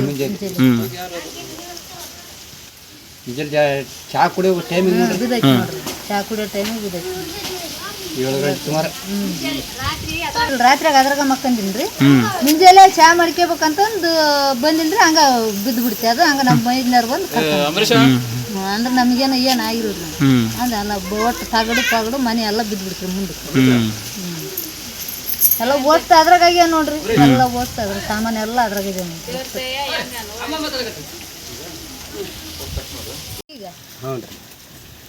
ಹೇಳ್ರಿ ನಿಮ್ಮ ಹೆಸರು ಏನ್ರಿ? ನಾಗಪ್ಪ. ಯಾವ ಊರು? ಆರಪುರ. ಮನೆ ಬಿದ್ದೈತಿ ರೀ. ಮತ್ತೆ ಇಷ್ಟು ಲುಕ್ಸಾನ್ ಆಗ್ಯಾವ್ರಿ. ತಿಜೇರಿ, ಮಂಚ, ಜ್ವಾಳ, ಕಾಳಕಡ್ಡಿ, ಜ್ವಾಳ, ಅಕ್ಕಿ, ಓದ್ ಸಾಮಾನು ಎಲ್ಲ ಹೋಗ್ಯಾವ ನೋಡ್ರಿ. ಎಲ್ಲ ಬುಡ್ಕಾಗ್ಯಾವ. ಟಿವಿ ಪಾವಿ ಫ್ಯಾನ್ ವಸ್ತು. ಮನೆ ಬೀಳೋದ್ನಾಗ ನೀವು ಮನ್ಯಾಗ ಇದ್ರೇನಮ್ಮ? ಇದ್ದೀರಿ. ನಿಮ್ಗೇನಾಗಿಲ್ಲ? ಇಲ್ರಿ, ಬಂದ ಸಕ್ಕಂದ್ರಿ. ಬಂದ್ರಿ ಹೊರೆ. ಯಾವುದೋ ಅಪಾಯ ಆಗಿಲ್ಲ? ಇಲ್ರಿ, ಮತ್ತೆ ಇಷ್ಟು ದಿನ ಆದ್ರ ಮನೆ ಬಂದಿಲ್ಲ, ಮತ್ತೆ ಏನು ಮನೆ ಕೊಟ್ಟಿಲ್ಲ, ಏನು ನೋಡ್ರಿ ನಮ್ಗೇನು ಯಾವ್ದಿಲ್ರಿ. ಈಗ ಯಾವುದೇ ಜಂತ ಮನೆ ಬಂದಿಲ್ಲ, ಕೊಟ್ಟಿಲ್ಲ? ಏನು ಬಂದಿಲ್ಲ. ಪಂಚಾಯತ್ ಏನಂತಾರ? ಆಯ್ಕೆ ಕೊಟ್ಟಿಲ್ಲ ಏನ? ಇಲ್ರಿ, ಜಂತ ಮನೆ ಬಂದಿಲ್ರಿ, ಯಾವ ಬಂದಿಲ್ರಿ. ಕೇಳಿದ್ರೆ ಏನಂತಾರೆ? ಬರ್ತಾವ ಬಂದಿಲ್ರಿ ಮನೆ. ಅಬ್ಬನ ಗ್ರಾಮ ಪಂಚಾಯಿತಿ ಅಧ್ಯಕ್ಷೆಯಾಗಿ ಮುಕ್ತಾಂಬಿಕಾ ಅವಿರೋಧ ಆಯ್ಕೆ. ಹೌದು, ಆಲೂರು ತಾಲೂಕಿನ ಹೊಸಕೋಟೆ ಹೋಬಳಿ ಅಬ್ಬನ ಗ್ರಾಮ ಪಂಚಾಯಿತಿ ಅಧ್ಯಕ್ಷರ ಚುನಾವಣೆ ಶಾಂತಿಯುತವಾಗಿ ನಡೆಯಿತು. 8 ಸದಸ್ಯರಿದ್ದ ಅಬ್ಬನ ಗ್ರಾಮ ಪಂಚಾಯಿತಿಗೆ ಹಿಂದಿನ ಅಧ್ಯಕ್ಷರಾದಂತಹ ರವಿಯವರ ರಾಜೀನಾಮೆಯಿಂದ ತೆರವಾಗಿದ್ದಂತಹ ಸ್ಥಾನಕ್ಕೆ ಉಡುವನಹಳ್ಳಿ ವಾರ್ಡಿನ ಸದಸ್ಯೆ ಮುಕ್ತಾಂಬಿಕಾ ಅವರು ಮಾತ್ರ ನಾಮಪತ್ರ ಸಲ್ಲಿಸಿದರು. ಮಧ್ಯಾಹ್ನ 2 ಗಂಟೆಯಿಂದ 4 ಗಂಟೆಯವರೆಗೂ ಅಧ್ಯಕ್ಷ ಸ್ಥಾನಕ್ಕೆ ನಾಮಪತ್ರ ಸಲ್ಲಿಸಲು ಕಾಲಾವಕಾಶ ನೀಡಿದ ಚುನಾವಣೆ ಅಧಿಕಾರಿಗಳು ಮುಕ್ತಾಂಬಿಕಾ ಒಬ್ಬರೇ ನಾಮಪತ್ರ ಸಲ್ಲಿಸಿದ್ದರಿಂದ ಚುನಾವಣಾ ಅಧಿಕಾರಿಯಾಗಿದ್ದ ತಾಲೂಕು ಪಂಚಾಯಿತಿ ಕಾರ್ಯನಿರ್ವಹಣಾಧಿಕಾರಿ ಸುಬ್ರಹ್ಮಣ್ಯ ಶರ್ಮಾ ಅವರು ಮುಕ್ತಾಂಬಿಕಾ ಅವರನ್ನು ಅವಿರೋಧದಿಂದ ಅಧ್ಯಕ್ಷರಾಗಿ ಆಯ್ಕೆಯಾಗಿದ್ದಾರೆ ಎಂದು ಘೋಷಿಸಿದರು. ನಂತರ ಮಾತನಾಡಿದ ನೂತನ ಅಧ್ಯಕ್ಷ ಮುಕ್ತಾಂಬಿಕಾ ತಮ್ಮ ಅಧಿಕಾರಾವಧಿಯಲ್ಲಿ ಪ್ರಥಮವಾಗಿ ಮೂಲಭೂತ ಸಮಸ್ಯೆಗಳಿಗೆ ವಿಶೇಷ ಗಮನ ಹರಿಸಲಾಗುವುದು ಎಂದರು. ಗ್ರಾಮ ಪಂಚಾಯಿತಿ ವ್ಯಾಪ್ತಿಯಲ್ಲಿ ಮತ್ತಷ್ಟು ಅಭಿವೃದ್ಧಿ ಕಾರ್ಯಗಳನ್ನು ನಡೆಸಲಾಗುವುದು. ಅಧ್ಯಕ್ಷೆಯಾಗಿ ಆಯ್ಕೆಯಾಗಲು ಸಹಕರಿಸಿದ ಸಹ ಸದಸ್ಯರಿಗೂ ಪಕ್ಷದ ಮುಖಂಡರಿಗೂ ಹಿತೈಷಿಗಳಿಗೂ ಧನ್ಯವಾದವನ್ನು ತಿಳಿಸಿದರು. ಮಾಜಿ ಅಧ್ಯಕ್ಷ ಅನ್ನಪ್ಪ ಪೂಜಾರಿ ಮಾತನಾಡಿ, ಅಬ್ಬನ ಗ್ರಾಮ ಪಂಚಾಯಿತಿಯಲ್ಲಿ ಯಾವುದೇ ಪಕ್ಷಕ್ಕೆ ಸೀಮಿತವಾಗದೆ ಎಲ್ಲರೂ ಒಟ್ಟಾಗಿ ಕಾರ್ಯನಿರ್ವಹಿಸುತ್ತಿರುವುದು ತುಂಬಾ ಖುಷಿ ವಿಚಾರವಾಗಿದೆ. ನನ್ನ ಅವಧಿಯಲ್ಲಿ ಎಲ್ಲ ಗ್ರಾಮಗಳಿಗೆ ಮೂಲಭೂತ ಸೌಕರ್ಯ ಒದಗಿಸಿದ್ದೇನೆ. ಈ ಪಂಚಾಯಿತಿ ಯಾವುದೇ ಕುಂದುಕೊರತೆ ಇಲ್ಲದ ಹಾಗೆ ನಡೆಸಿಕೊಂಡು ಹೋಗುತ್ತೇನೆ ಎಂದರು.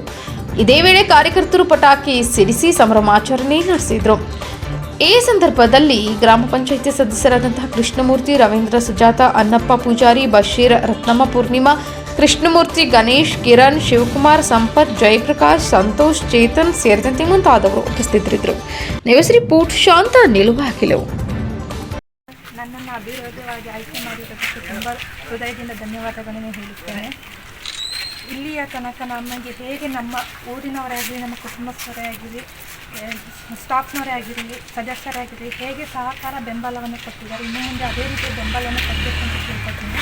ಸಿಮೆಂಟ್ ಮಂಜನವರು ನಮ್ಮ ನೇತೃತ್ವದಲ್ಲಿ ಶಾಸಕರಾಗಿದ್ದಾರೆ. ಅವರ ಕೈ ಕೆಳಗೆ ಏನೇ ಕಾಮಗಾರಿ ಬಂದಿದ್ರೂ ಅದನ್ನು ನಾನು ಅಧ್ಯಕ್ಷ ಸ್ಥಾನದಲ್ಲಿ ನಿಂತ್ಕೊಂಡು ಊರಿಗೆ ಪ್ರಗತಿಪರವಾಗಿ ಕೆಲಸ ಮಾಡಿಕೊಡ್ತೇನೆ. ಏನೇ ಸಮಸ್ಯೆ ಇದ್ದರೂ ನನ್ನ ಹತ್ರ ಬಂದು ನೇರವಾಗಿ ಕೇಳಿ ಎಲ್ಲ ರೀತಿಯೂ ಮಾಡಿಕೊಡ್ತೀನಿ. ಮತ್ತು ಎಲ್ಲರಿಗೂ ಯಾರ್ಯಾರು ಬಂದಿದ್ದೀರಾ ಅವರಿಗೆಲ್ಲರಿಗೂ ನಮ್ಮ ತುಂಬ ಹೃದಯದಿಂದ ಧನ್ಯವಾದಗಳನ್ನು ಹೇಳುತ್ತೇನೆ. ಎಲ್ಲರಿಗೂ ನಮಸ್ಕಾರ. ನಮ್ಮ ಅಬ್ಬನ ಗ್ರಾಮ ಪಂಚಾಯತಿಲಿ ನಾವು 5 ವರ್ಷ ಆಯ್ತು ಬಂತು. ನಮ್ಮಲ್ಲಿ ಪ್ರತಿ ಒಂದು ಯಾವುದೇ ರಾಜಕೀಯ, ಯಾವುದೇ ಪಕ್ಷ, ಯಾವುದೇ ಪಾರ್ಟಿ ಇಲ್ಲದೆ ನಾವೆಲ್ಲರೂ ಅಧ್ಯಕ್ಷರು ಮಾಡಿದ್ದೀವಿ, ಉಪಾಧ್ಯಕ್ಷರು ಮಾಡಿದ್ದೀವಿ. ಈ ಥರ ನಮ್ಮ ಈಗ ಆಗಲೇ ನಮ್ಮ ಹಿಂದೆ ಇರೋಂಥ ನಮ್ಮ ಕಂಪ್ಯೂಟರ್ ಮೇಡಮ್ ಹೇಳ್ತಾರೆ, ಯಾವ ಥರ ಈ ಥರ ಹಿಂದೆ ನಡೆದಿತ್ತ ಮುಂದೆ ಆಗುತ್ತೆ ಈ ಥರ ಬಾಡಿಗಳು ಅಂತೇಳಿ ಎಲ್ಲರಿಗೂ ಒಂದು ಕಾಲ ಅವಕಾಶ ಕೊಟ್ಟಿದ್ದೀವಿ. ನಾವು ಯಾವುದೇ ಪಾರ್ಟಿಗಳಾಗಲಿ ಇನ್ನೊಬ್ಬರು ಇವರು ಅಂತ ಹೇಳಿದೆ ಯಾವುದೇ ಪಾರ್ಟಿ ಇಲ್ಲದೆ ಕೆಲಸ ಮಾಡಿದ್ದೀವಿ. ನಾನು ಒಂದು ಬಾರಿ ಅಧ್ಯಕ್ಷ ಆಗಿದ್ದೀನಿ. ಕೃಷ್ಣಣ್ಣವರಾಗಿದ್ದಾರೆ, ರವೀಂದ್ರವರಾಗಿದ್ದಾರೆ, ಹಾಗೂ ಬಸೀರ್ ಸಾಹೇಬರಾಗಿದ್ದಾರೆ, ನಮ್ಮ ಸುಜಾತ ಅವರಾಗಿದ್ದಾರೆ, ಪೂರ್ಣಿಮವರಾಗಿದ್ದಾರೆ, ಮುಕ್ತಾಂಬಿಕಾ ರತ್ನಮ್ಮವರಾಗಿದ್ದಾರೆ. ಎಲ್ಲರೂ ಕೂಡ ನಾವೆಲ್ಲ ಸೇರಿ ಒಂದು ಕುಟುಂಬದವ್ರ ಥರ ನಮ್ಮ ಪಂಚಾಯತಿನ ಇದುವರೆಗೆ ನಡೆಸ್ಕೊಂಡು ಬಂದಿದ್ದೀವಿ. ಇನ್ನು ಮುಂದೆನೂ ಅಷ್ಟೇ ನಮ್ಮ ಅಧ್ಯಕ್ಷರಿಗೆ ಹೇಳೋದಷ್ಟೇ, ನಾವು ಇನ್ನೊಂದು 2-3 ತಿಂಗಳು ಅವರಿಗೆ ಕಾಲಾವಕಾಶ ಇದೆ, ಆ ಕಾಲಾವಕಾಶದಲ್ಲಿ ಒಳ್ಳೆ ಕೆಲಸ ಮಾಡಿ ಅಂತೇಳಿ, ನಮ್ದು ಒಳ್ಳೆ ಹೋರಾಟ ಮಾಡಿ ಅಂತೇಳಿ ನಾವು ಅವ್ರಿಗೆ ಕೇಳ್ತೀವಿ. ನಿಮ್ಮ ಅವಧಿಯಲ್ಲಿ ನೀವು ಏನು ಜನಪರ ಕೆಲಸಗಳು ಮಾಡಿದ್ರಿ ಸರ್? ನಾವು ಈಗಾಗಲೇ ನೋಡಿ, ಮೊದಲನೇ ಬಾರಿ ನಾವು JDS ಇದ್ದಾಗ ನಾವು MLA ಕುಮಾರಸ್ವಾಮಿ ಅವರು ಹಾಗೂ ಮಂಜೇಗೌಡರು ನೇತೃತ್ವದಲ್ಲಿ 1.25 ಕೋಟಿ ರೂಪಾಯಿ ಒಂದು ರಸ್ತೆ ತಂದು ನಮ್ಮವರಿಗೆ ಕಾಂಕ್ರೀಟ್ ರಸ್ತೆಯನ್ನು ಮಾಡಿದ್ದೀವಿ. ಆ ನಂತರ ನಮ್ಮ ಪಂಚಾಯತಿಲಿ ಒಂದು 25 ಲಕ್ಷ ರೂಪಾಯಿ ನರೇಗಾ 15 ಹಣಕಾಸಿನ ಕೆಲಸ ಮಾಡಿದ್ದೀವಿ. ಈಗಾಗಲೇ ತಿರ್ಗಾ MP ಅವ್ರ ಬ್ಯಾಂಕ್ ತಂದುಬಿಟ್ಟು ನಮ್ಮೂರು 45 ವರ್ಷದ ಬಸ್ ಸ್ಟ್ಯಾಂಡ್ ಒಂದು ಬೀಳೋಕ್ಕಾಗಿತ್ತು. ಆ 45 ವರ್ಷದಿಂದ ಇದ್ದಂಥ ಬಸ್ ಸ್ಟ್ಯಾಂಡನ್ನು ಒಂದು ಒಳ್ಳೆ ಬಸ್ ಸ್ಟ್ಯಾಂಡ್ ತಂದುಬಿಟ್ಟು ಒಂದು ಬಸ್ ಸ್ಟ್ಯಾಂಡನ್ನು ಜನಗಳಿಗೆ ಬಸ್ ಸ್ಟ್ಯಾಂಡ್ ಮಾಡಿದ್ದೀವಿ. ಇನ್ನು ಅನೇಕ ಕೆಲಸಗಳನ್ನೆಲ್ಲ ನಾವು ಜನಸೇವೆಗಳನ್ನು ಮಾಡಿದ್ದೀವಿ. ಯಾವ ಕೊರೋನಾ ಟೈಮ್ ಆಗಿರ್ಬೋದು, ಎಲ್ಲ ಟೈಮಲ್ಲಿ ನಮ್ಮ ಅಧಿಕಾರಿ ಇದ್ದಾಗ ನಾನು ಉಪಾಧ್ಯಕ್ಷರಾಗಿ 2 ವರ್ಷ ಕೆಲಸ ಮಾಡಿದ್ದೀನಿ. ಆ ಟೈಮಲ್ಲಿ ಪ್ರತಿಯೊಂದು ಕೆಲಸನೂ ಮಾಡಿದ್ದೀನಿ. ಇದಕ್ಕೆ ಹೇಳೋಕ್ಕೆ ನಾವು 2 ಮಾತು ಮುಗಿಸ್ತೀವಿ. ತಾಯಿ ಮತ್ತು ಮಕ್ಕಳ ಆಸ್ಪತ್ರೆ ಕಟ್ಟಡ ವೀಕ್ಷಣೆಗೆ ಸಚಿವ ದಿನೇಶ್ ಗುಂಡೂರಾವ್ ದಿಢೀರ್ ಭೇಟಿ. ಹೌದು, ರಾಜ್ಯದ ಎಲ್ಲ ತಾಲೂಕು ಸಾರ್ವಜನಿಕ ಆಸ್ಪತ್ರೆ ಹಾಗೂ MCHಗಳಲ್ಲಿ ಈಗ ಒಬ್ಬರು ಶಸ್ತ್ರತಜ್ಞರು ಹಾಗೂ ಅರಿವಳಿಕೆ ವೈದ್ಯರು ಕಾರ್ಯನಿರ್ವಹಿಸುತ್ತಿದ್ದು, ಇನ್ನು ಮುಂದೆ ಕನಿಷ್ಠ 2 ಶಸ್ತ್ರತಜ್ಞರು, 2 ಅರಿವಳಿಕೆ ತಜ್ಞರು ಅಂದರೆ ಅನಸ್ತೇಷಿಯಾ ತಜ್ಞರು, 2 ಮಕ್ಕಳ ತಜ್ಞರು ಇರಬೇಕು ಹಾಗೂ ಒಬ್ಬರು ರೇಡಿಯೋಲಾಜಿಸ್ಟ್ ಹುದ್ದೆಯನ್ನು ಸೃಷ್ಟಿಸುವಂತಹ ಕೆಲಸವನ್ನು ಕ್ಯಾಬಿನೆಟ್ ಸಭೆಯಲ್ಲಿ ತೀರ್ಮಾನ ಮಾಡುತ್ತೇವೆ ಎಂದು ಆರೋಗ್ಯ ಸಚಿವ ದಿನೇಶ್ ಗುಂಡೂರಾವ್ ಹೇಳಿದರು.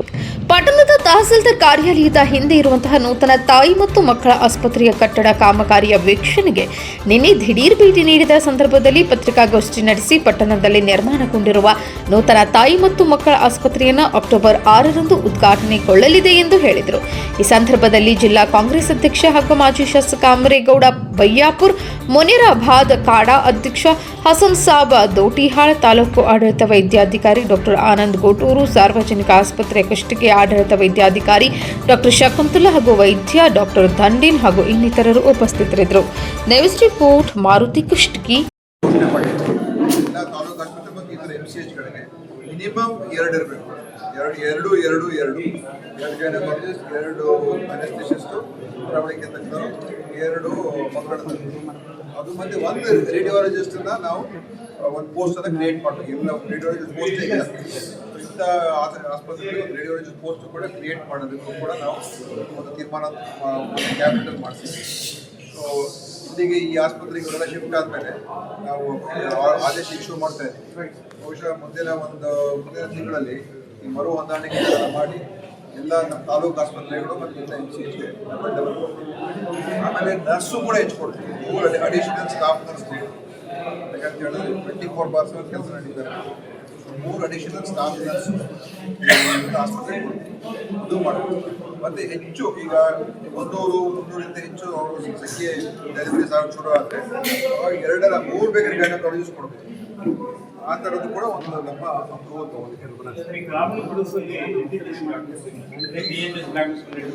ಮೊನ್ನೆ 1800 ಕಂಪಲ್ಸರಿ ಮೆಡಿಕಲ್ ಸರ್ವಿಸಲ್ಲಿ 1800 MBBS ಡಾಕ್ಟರ್ಗಳನ್ನ ಪೋಸ್ಟ್ ಮಾಡಿದ್ದೀವಿ ರಾಜ್ಯಾದ್ಯಂತ. ಅವರೆಲ್ಲ ಬಂದಿದ್ದಾರೆ. ಮತ್ತು ಬಂದಿರೋರೆಲ್ಲ ನಮ್ಮ ಗೌರ್ಮೆಂಟ್ ಸೀಟ್ಸ್ ಎಷ್ಟು ಎಲ್ಲ ಬಂದಿದ್ದಾರೆ. ಸೊ 1857 MBBS ಡಾಕ್ಟರ್ಸ್ ರಾಜ್ಯಾದ್ಯಂತ ಎಲ್ಲೆಲ್ಲಿ vacancy MBBS doctors medical officers ಇರ್ಬೋದು ಅಥವಾ PHCಗಳಲ್ಲಿ ಅಂದರೆ ಎಲ್ಲ CHC ಎಲ್ಲ ಕಡೆ ನಾವು ನೋಡ್ಕೊಂಡು ಅದೆಲ್ಲ ಈಗ ಬಂದಿದ್ದಾರೆ. ಈಗ ಎಕ್ಸಾಂಪಲ್ ಅವ್ರಿಗೆ ಇರಲಿಲ್ಲ, ಈಗ ಬಂದಂಥ ವೈದ್ಯರು ಸಹ ನೆನೆ ಊರಾಗ ಹಿಂದೆ ಕಟ್ಟಿದ್ರೆ ಸರ್ ಕಾರಣ ಆಗಲಿ ಎಕ್ವಿಪ್ಮೆಂಟ್ಸ್ ಬರ್ತೇನೆ, ಸ್ವಚ್ಛತೆ ಕೊಡ್ತೇನೆ. ನೋಡೋಣ. ಈಗ ನೋಡಿ, ಸಮಸ್ಯೆಗಳಿಲ್ಲ ಅಂತ ನಾನು ಹೇಳೋದಿಲ್ಲ, ಆದರೆ ಈಗ ಸ್ವಲ್ಪ ನಾವು ಈ ಥರ ಸುಧಾರಣೆಗಳು ಬದಲಾವಣೆಗಳು ಮಾಡ್ತಾ ಇದ್ದೀವಿ. ಇದರ ಮುಖಾಂತರ ಇನ್ನೂ ಹೆಚ್ಚು ಉತ್ತಮ ಸೇವೆ ನೀಡುತ್ತೆ. ಹೊಸ ಆಸ್ಪತ್ರೆಗಳು, ಹೊಸ ಸಮುದಾಯ ಕೇಂದ್ರಗಳು ಸುಮಾರು ಸ್ಯಾಂಕ್ಷನ್ ಮಾಡಿಸಿದ್ದೀವಿ. ಸುಮಾರು ಈ ಕಲ್ಯಾಣ ಕರ್ನಾಟಕಕ್ಕೆ 850 ಕೋಟಿ ರೂಪಾಯಿ ವೆಚ್ಚದಲ್ಲಿ, KKR 320 ಕೋಟಿ, ನಾವು ನಮ್ಮಿಂದ 200 ಚಿಲ್ಲರೆ ಕೋಟಿ ಕೊಟ್ಟು ನಮಗೆ 850 ಕೋಟಿ ಅನೇಕ ಯೋಜನೆಗಳು ನಿಮ್ಮಲ್ಲಿ ಕೂಡ 2 ಹೊಸ PHC ಬರ್ತಾರೆ. 2 PHC ಕೊಟ್ಟಿದ್ದೀವಿ, ಅನೇಕ ಕಡೆ CHC ಕೊಟ್ಟಿದ್ದೀವಿ ಮತ್ತು 2 ಜಿಲ್ಲಾ ಆಸ್ಪತ್ರೆಗಳಿಗೆ ಈಗ ಚಿತ್ರದುರ್ಗ ಮೇಲ್ದರ್ಜೆಗೆ 3 ಬೆಡ್ ಆಸ್ಪತ್ರೆ ಅಡಿಷನ್ ಕೊಟ್ಟು ಈಗ ಅದರದ್ದು ಕಾಮಗಾರಿ ಈಗ ಶುರು ಆಗಿದೆ. ಸೊ ಆ ಥರ 2 ಹೊಸ ಜಿಲ್ಲಾ ಆಸ್ಪತ್ರೆಗಳು ಮತ್ತು ನಮ್ಮ ಲಿಂಗಸೂರ್ಗೂ ಕೂಡ ಕೊಟ್ಟಿದ್ದೀವಿ CC ಹೊಸದಾಗಿ ಅದು ಸ್ಯಾಂಕ್ಷನ್ ಮಾಡಿಸಿದ್ದೀವಿ.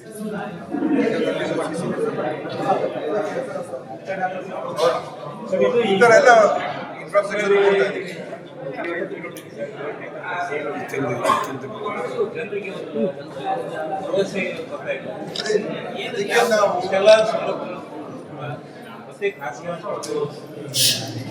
ನೋಡಿ, ಖಾಸಗಿ ಸರ್ಕಾರಿ ವ್ಯವಸ್ಥೆ ಎಲ್ಲವನ್ನು ಕೂಡ ಮಾಡೋಕ್ಕಾಗೋದಿಲ್ಲ, ಆಯ್ತಾ. ಮತ್ತು ಅನೇಕ ಜನ ಸರ್ಕಾರದ ಮೇಲೇ ಎಲ್ಲ ಅವಲಂಬಿತ ಆಗೋದಕ್ಕೆ ಸಾಧ್ಯ ಇದೆ. ಆದರೆ ಬಡವರಿಗೆ ಮತ್ತು ಸಾಮಾನ್ಯ ವರ್ಗದ ಜನರಿಗೆ ಖಂಡಿತ ಸರ್ಕಾರಿ ಆಸ್ಪತ್ರೆಗಳಲ್ಲಿ ಒಂದು ಚಿಕಿತ್ಸೆ ಸಿಗ್ತಾ ಇದೆ. ಈಗ ತಿಂಗಳಿಗೆ ಇಲ್ಲಿ 300 ಹೆಚ್ಚು ಕಡಿಮೆ ಹೆರಿಗೆ ಆಗುತ್ತೆ ಅಂತ ಹೇಳಿದ್ರೆ ಅದೆಲ್ಲ ಉಚಿತವಾಗಿ ಆಗ್ತಾ ಇರ್ತವೆ ಮತ್ತು ಬಡವರಿಗೆ ಆಗ್ತಾ ಇರ್ತವೆ. ಮತ್ತು ಬೇರೆದೆಲ್ಲ ಈಗ ನಮ್ಮ ಜಿಲ್ಲಾ ಕೇಂದ್ರಗಳಲ್ಲಿ ನಾವು ಈಗ ಕಿಮೋಥೆರಪಿ ಕೇಂದ್ರಗಳು ಮಾಡಿಸಿದ್ದೀವಿ. ಬೇರೆ ಬೇರೆ ಥರ ಎಲ್ಲ ಡಯಾಲಿಸಿಸ್ ಯೂನಿಟ್ ಈಗ ನಿಮ್ಮಲ್ಲಿ ಡಯಾಲಿಸಿಸ್ ಇದೆ, ಹೊಸ ಮೆಷಿನ್ ಕೊಡ್ತಾ ಇದ್ದೀವಿ, ಹೊಸ ಡಯಾಲಿಸಿಸ್ ಮೆಷಿನ್ ಕೊಡಿಸ್ತಾ ಇದ್ದೀವಿ. ಆಮೇಲೆ 15 ಹೊಸ ತಾಲೂಕುಗಳಿಗೆ ಡಯಾಲಿಸಿಸ್ ಕೇಂದ್ರ ಇರಲಿಲ್ಲ, ಅವ್ರಿಗೀಗ ನಾವು ಟೆಂಡರ್ ಕರೆದಿದ್ದೀವಿ. 15 ಡಯಾಲಿಸಿಸ್ ಹೊಸ ತಾಲೂಕುಗಳು ಕೂಡ ಈ ಕಲ್ಯಾಣ ಕರ್ನಾಟಕಕ್ಕೆ ಡಯಾಲಿಸಿಸ್ ಕೇಂದ್ರಗಳು ಕೊಡ್ತಾ ಇದ್ದೀವಿ. ಬೇಕಾದಷ್ಟು ಮಾಡ್ತಾ ಇದ್ದೀವಿ, ಇಲ್ಲ ಅಂತಲ್ಲ. ಅಂದರೆ ಶುರು ಮಾಡ್ಕೊಳ್ಳೋದಕ್ಕೂ ಅವಶ್ಯಕತೆ ಇದೆ, ಅದನ್ನು ಕೂಡ ಒಪ್ಕೊಡ್ತೀವಿ.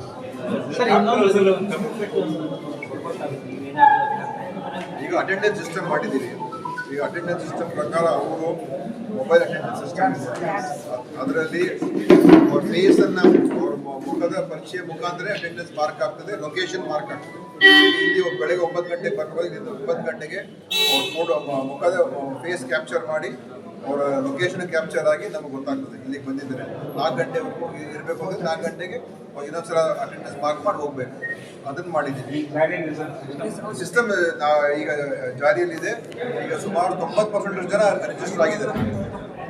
ಒಂದು 4 ತಿಂಗಳಿಂದ ನಾವು ಶುರು ಮಾಡಿದ್ವು, ಈಗ 90% ಜನ ರಿಜಿಸ್ಟರ್ ಆಗಿದ್ದಾರೆ. ಅವ್ರ ಫೋನಿಂದನೇ ಅವ್ರು ತೊಗೊಳ್ಬೇಕು, ಅಟೆಂಡೆನ್ಸ್ ಮಾರ್ಕ್ ಮಾಡೋದು ಅವ್ರ ಫೋನಲ್ಲೇ ಅವ್ರ ಫೋಟೋ ಕ್ಯಾಪ್ಚರ್ ಮಾಡಿ ಅವರು ಅದನ್ನು ಕಳಿಸ್ಬೇಕು. ಸೊ ನಾವು ಹೊಸ ಎಕ್ವಿಪ್ಮೆಂಟು ಹೊಸದು ಏನಿಲ್ಲ, ಬರೀ ಆ್ಯಪ್ ಮಾತ್ರ ಇದೆ. ಫೋನಲ್ಲೇ ಫೋನ್ ಮುಖಾಂತರ ಅಟೆಂಡೆನ್ಸ್ ಮಾರ್ಕ್ ಮಾಡಿದ್ದೀವಿ. ಈ ಔಷಧಿ ಮಾಡ್ತಾ ಇದ್ದೀವಿ. ಮತ್ತು ಎಲ್ಲ ಈ ಎಲ್ಲ ಎಕ್ವಿಪ್ಮೆಂಟನ್ನು ನಾವು ಈಗ ಮ್ಯಾಪ್ ಮಾಡ್ತಾ ಇದ್ದೀವಿ. ಯಾವಾಗ ತಗೊಂಡಿದ್ದು, ಯಾವಾಗ ಎಕ್ಸ್ಪೈರಿ ಆಗ್ತದೆ, ಅದು ಏನು ಅಂತೇಳಿ ಈ ಉಪಕರಣ ಅಂತ ಇಡೀ ರಾಜ್ಯದ ಎಲ್ಲ ಎಕ್ವಿಪ್ಮೆಂಟನ್ನು ನಾವು ಲಿಸ್ಟ್ ಮಾಡ್ತಾ ಇದ್ದೀವಿ. ಮೇಂಟೆನೆನ್ಸ್ ಹೆಂಗೆ ಮಾಡಬೇಕು, ಈ ಔಷಧಿ ಎಷ್ಟು ಔಷಧಿ ಕೂಡ ಎಷ್ಟಿದೆ, ದಿವಸ ಅಪ್ಡೇಟ್ ಆಗಬೇಕು, ಎಷ್ಟು ಯಾವ ಕೇಂದ್ರದಲ್ಲಿ ಎಷ್ಟು ಔಷಧಿ ಇದೆ, ಕೊರತೆ ಇದೆಯಾ ಇಲ್ವಾ ಅಂತ ಗೊತ್ತಾಗ್ತಕ್ಕಂಥ ಸಿಸ್ಟಮ್ ನಾವು ತಗೊಂಡು ನಮ್ಮ ಆಸ್ಪತ್ರೆಯಲ್ಲಿ ಪೊಲಿಟಿಕಲ್ ಏನಿಲ್ಲ. ಜನೌಷಧಿಗೆ ಇರ್ಬೋದು ಅಥವಾ ನಮ್ಮ ಬೇರೆ ಈ ನಮ್ಮ ಜನತಾ ಬಜಾರವರು ಕೂಡ ಅವರು ಕೂಡ ಔಷಧಿ ಕೇಂದ್ರಗಳು ನಮ್ಮ ರಾಜ್ಯದಿಂದ ಕೂಡ ಕೆಲವು ಕಡೆ ಎಲ್ಲ ಮಾಡಿದ್ದಾರೆ. ನಮ್ಮ ಏನು ಉದ್ದೇಶ ಅಂದರೆ ಸರ್ಕಾರಿ ಆಸ್ಪತ್ರೆಯಲ್ಲಿ ಔಷಧಿಗಳು ಮಾರಾಟ ಆಗಬಾರ್ದು. ಹೊರಗಡೆ ಜನೌಷಧಿ ಕೇಂದ್ರ 1800 ಇದೆ, ಆದರೆ ಸರ್ಕಾರಿ ಆಸ್ಪತ್ರೆ ಇರುವಂಥದ್ದೇ 180 ಅಷ್ಟೇ. ಹೊರಗಡೆ ಇರೋದಕ್ಕೆ ನಮ್ಗೆ ಏನು ಅಭ್ಯಂತರ ಇಲ್ಲ. ನಾವು ಹೇಳೋದು ನಮ್ಮ ಸರ್ಕಾರಿ ಕಚೇರಿ ಆವರಣದಲ್ಲಿ ಔಷಧಿ ಮಾರಾಟಕ್ಕೆ ಅವಕಾಶ ಇರಬಾರ್ದು. ನಮ್ಮ ಇಲ್ಲಿಂದಲೇ ಚೀಟಿ ಬರೆದು ಅಲ್ಲಿ ಹೋಗಿ ತಗೊಳ್ಳಿ ಅಂತ ಹೇಳಬಾರ್ದು. ನಾವೇ ಏನು ಕೊಡ್ಬೇಕಂತ ನಮ್ಮಿಂದಲೇ ಸಿಗಬೇಕು. ಅದಕ್ಕೋಸ್ಕರ ನಾವು ಬಿಜೆಪಿ ತಿಳ್ಕೊಳ್ಳೋದು ನಾವು ಅದರ ವಿರುದ್ಧ ಇದ್ದೀವಿ ಅಂತ. ಅದರ ವಿರುದ್ಧ ಏನಿಲ್ಲ. ನಾವು ಜನೌಷಧಿ ಈಗ 1600 ನಡೀತಾ ಇದೆ ರಾಜ್ಯದಲ್ಲಿ. ನಾನು ಅದನ್ನು ಮುಚ್ಚಕ್ಕೆ ಹೋಗಿದ್ದೀನಿ. ಇದರಲ್ಲೂ ಕೂಡ ಅವ್ರ ಅಗ್ರಿಮೆಂಟ್ ಆಗಿದ್ರೆ ಅಗ್ರಿಮೆಂಟ್ ಇರುವವರೆಗೂ ಇರಲಿ, ಅಗ್ರಿಮೆಂಟ್ ಲ್ಯಾಪ್ಸ್ ಆದಮೇಲೆ ಅವ್ರನ್ನ ಹೊರಗೆ ಕಳಿಸಿ ಅಂತ ಹೇಳಿದ್ವಿ. ಈಗಲೇ ಅವ್ರನ್ನ ಆಚೆ ಹಾಕಿ ಅಂತ ಹೇಳ್ತಾರೆ. ಈಗ 2 ವರ್ಷ ಅಗ್ರಿಮೆಂಟ್ ಇರ್ಬೋದು, 2 ವರ್ಷದ ನಂತರ ಅವ್ರು ಅಗ್ರಿಮೆಂಟ್ ಲ್ಯಾಪ್ಸ್ ಆಗಿದ್ರೆ ಈಗಲೇ ಕಳಿಸ್ತೀವಿ. ನಮ್ಮಲ್ಲಿ ಏನಂತ ಹೇಳಿದ್ರೆ ನಮ್ಮಲ್ಲಿ ಮಾರಾಟ ಆಗ್ಬಾರ್ದು. ಓಕೆ,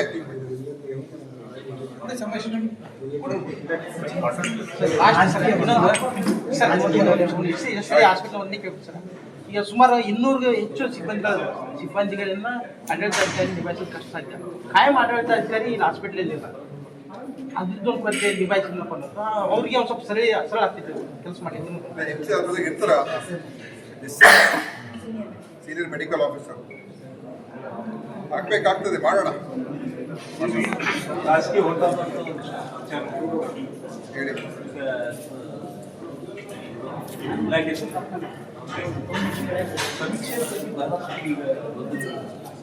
ಹೆಚ್ಚು ಅದ್ರ ಬಗ್ಗೆ ಏನಾದರೂ ಸಮಸ್ಯೆಗಳು ಸರ್ಕಾರಕ್ಕೆ ಪ್ರತಿಷ್ಠೆ ಪ್ರತಿಷ್ಠೆ ಅಲ್ಲ, ಈ ಸಮೀಕ್ಷೆ ಇರುವಂಥದ್ದೇನು, ಇದರಲ್ಲಿ ನಮ್ಮ ರಾಜ್ಯದ ಜನರ ಸ್ಥಿತಿಗತಿಯನ್ನು ತಿಳ್ಕೊಳ್ಳೋದು. ಯಾವ ವರ್ಗದವರು, ಯಾವ ಜಾತಿಯವರು, ಯಾವ ಧರ್ಮದವರು, ಹೇಗಿದೆ, ಇದರಿಂದ ಸಾಕಷ್ಟು ಮಾಹಿತಿ ನಮಗೆ ಸಿಗ್ತದೆ. ಯಾವ ಪ್ರಾಂತದಲ್ಲಿ ಯಾವ ಥರ ಇದೆ, ಯಾವ ಜಿಲ್ಲೆಯಲ್ಲಿ ಯಾವ ಥರ ಇದೆ, ಯಾವ ತಾಲೂಕಿನಲ್ಲಿ ಯಾವ ಥರ ಇದೆ, ಯಾವ ಗ್ರಾಮದಲ್ಲಿ ಯಾವ ಥರ ಇದೆ, ಆ ಮಾಹಿತಿ ಸಿಗ್ತದೆ. ಮತ್ತು ಜಾತಿವಾರು ಸಿಗ್ತದೆ, ರೀಜನ್ ವೈಸ್ ಸಿಗ್ತದೆ. ಮತ್ತು ಇದರ ಮುಖಾಂತರ ಮುಂದೆ ಸರ್ಕಾರ ಏನೇ ಯೋಜನೆ ಮಾಡಬೇಕು ಅಂತ ಹೇಳಿದ್ರೆ ಅದು ಅನುಕೂಲ ಆಗ್ತದೆ. ನಮಗೆ ಮೀಸಲಾತಿ ಕೊಡುವ ವಿಚಾರ ಇರ್ಬೋದು, ಅಥವಾ ಬೇರೆ ಬೇರೆ ಸ್ಕೀಮ್ಸು, ವೆಲ್ಫೇರ್ ಸ್ಕೀಮ್ಸು, ಸಾಮಾಜಿಕ ಒಂದು ಕಲ್ಯಾಣ ಯೋಜನೆಗಳು, ಅದನ್ನು ಕೊಡ್ತಕ್ಕಂಥದ್ದು ಏನು ಮಾಡಬೇಕು, ಯಾರಿಗೆ ಹೆಚ್ಚು ಆದ್ಯತೆ ಕೊಡಬೇಕು, ಇದೆಲ್ಲ ತಗೊಳ್ಬೇಕಾದ್ರೆ ಮಾಡಬೇಕಾದ್ರೆ ವೈಜ್ಞಾನಿಕವಾದಂಥ ಡೇಟಾ ಅದು ಪ್ರತಿ 10 ವರ್ಷ ಮಾಡ್ತಾ ಇರಬೇಕಿದು. ನೋಡಿ, ಪ್ರತಿ 10 ವರ್ಷ ಆಗಬೇಕಿದು. ಹಿಂದೆಲ್ಲ ಮಾಡ್ಕೊಂಡು ಬಂದಿದ್ದಾರೆ. ಚಿನ್ನಸ್ವಾಮಿ ಈಗ ವರದಿ ಇದೆ, ಇದೆ. ಈಗ ಹೊಸ ಟೆಕ್ನಾಲಜಿ ಇದೆ. ಎಲ್ಲ ಕಡೆ ಡೇಟಾ ನಾವು ಕ್ಯಾಪ್ಚರ್ ಮಾಡ್ಬೋದು. ಇನ್ನೂ ವಿಸ್ತಾರವಾಗಿ ವಿಸ್ತೃತವಾಗಿ ಡೇಟಾ ಕಲೆಕ್ಟ್ ಮಾಡ್ಬೋದು. ಅದರ ಮುಖಾಂತರ ನಮ್ಮ ಒಂದು ಸರ್ಕಾರಕ್ಕೆ ಪ್ರತಿ 10 ವರ್ಷ ಇಂಥ ಸಮೀಕ್ಷೆಗಳು ಆಗಬೇಕಾಗ್ತದೆ. ಅದ್ರ ಮುಖಾಂತರ ಸರ್ಕಾರಕ್ಕೆ ಸಹಾಯ ಆಗ್ತದೆ. ತರಾತುರಿ ಏನ್ ತರಾತುರಿ ಅಂತ ಯಾಕೆ ಅಂತ ಹೇಳಿದ್ರೆ ರಜದ ಸಮಯ ಆಗ್ತದೆ, ನಮ್ಗೆ ಶಿಕ್ಷಕರು ಬೇಕಾಗ್ತದೆ, ಶಿಕ್ಷಕರೆಲ್ಲ ಮನೆ ಮನೆಗೆ ಹೋಗ್ಬೇಕಾಗ್ತದೆ. ಶಾಲಾ ರಜಾ ಇದ್ದಾಗ ಮಾಡ್ತಾರೆ. ಇವಾಗ ಮತ್ತೆ ಶಾಲಾ ಪ್ರಾರಂಭ ಆದಾಗ ಅವರೆಲ್ಲ ಸಿಗೋದಿಲ್ಲ, ಅವರೆಲ್ಲ ಕೆಲಸ ನಾವು ಅವ್ರನ್ನ ಡಿಸ್ಟರ್ಬ್ ಮಾಡುವಂಗಿಲ್ಲ. ಇದೆಲ್ಲ ಸಣ್ಣ ಪುಟ್ಟದ್ದು ಇರ್ತದ್ರಿ. ಈಗ ಯಾವ್ದು ಮಾಡಿದ್ರು ಕೂಡ ನಮ್ಮ ದೇಶದ ಸಮಸ್ಯೆ ಇರೋದಿಲ್ವಾ?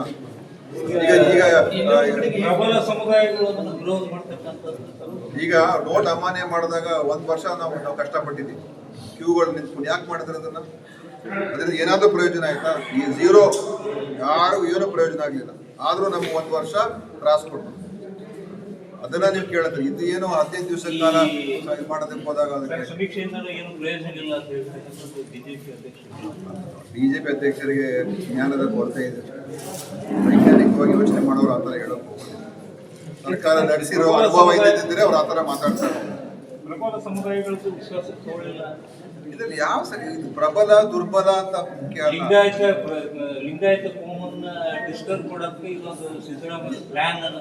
ಇದರಲ್ಲಿ ಏನಂತ ಹೇಳಿದ್ರೆ ಉದ್ದೇಶ, ಸಿದ್ದರಾಮಯ್ಯ ಅವರನ್ನ ಏನು ಹಿಂದೂ ವಿರೋಧಿ ಅಂತ ಬಿಂಬಿಸ್ಬೇಕು ಅಷ್ಟೇ. ಅವ್ರು ಬಿಜೆಪಿ ಷಡ್ಯಂತ್ರ ಪ್ರತಿಯೊಂದರಲ್ಲೂ ಕೂಡ ಅವ್ರು ಹಿಂದೂ ವಿರೋಧಿ ಅಂತ ಬಿಂಬಿಸ್ಬೇಕು, ಆಯ್ತಾ?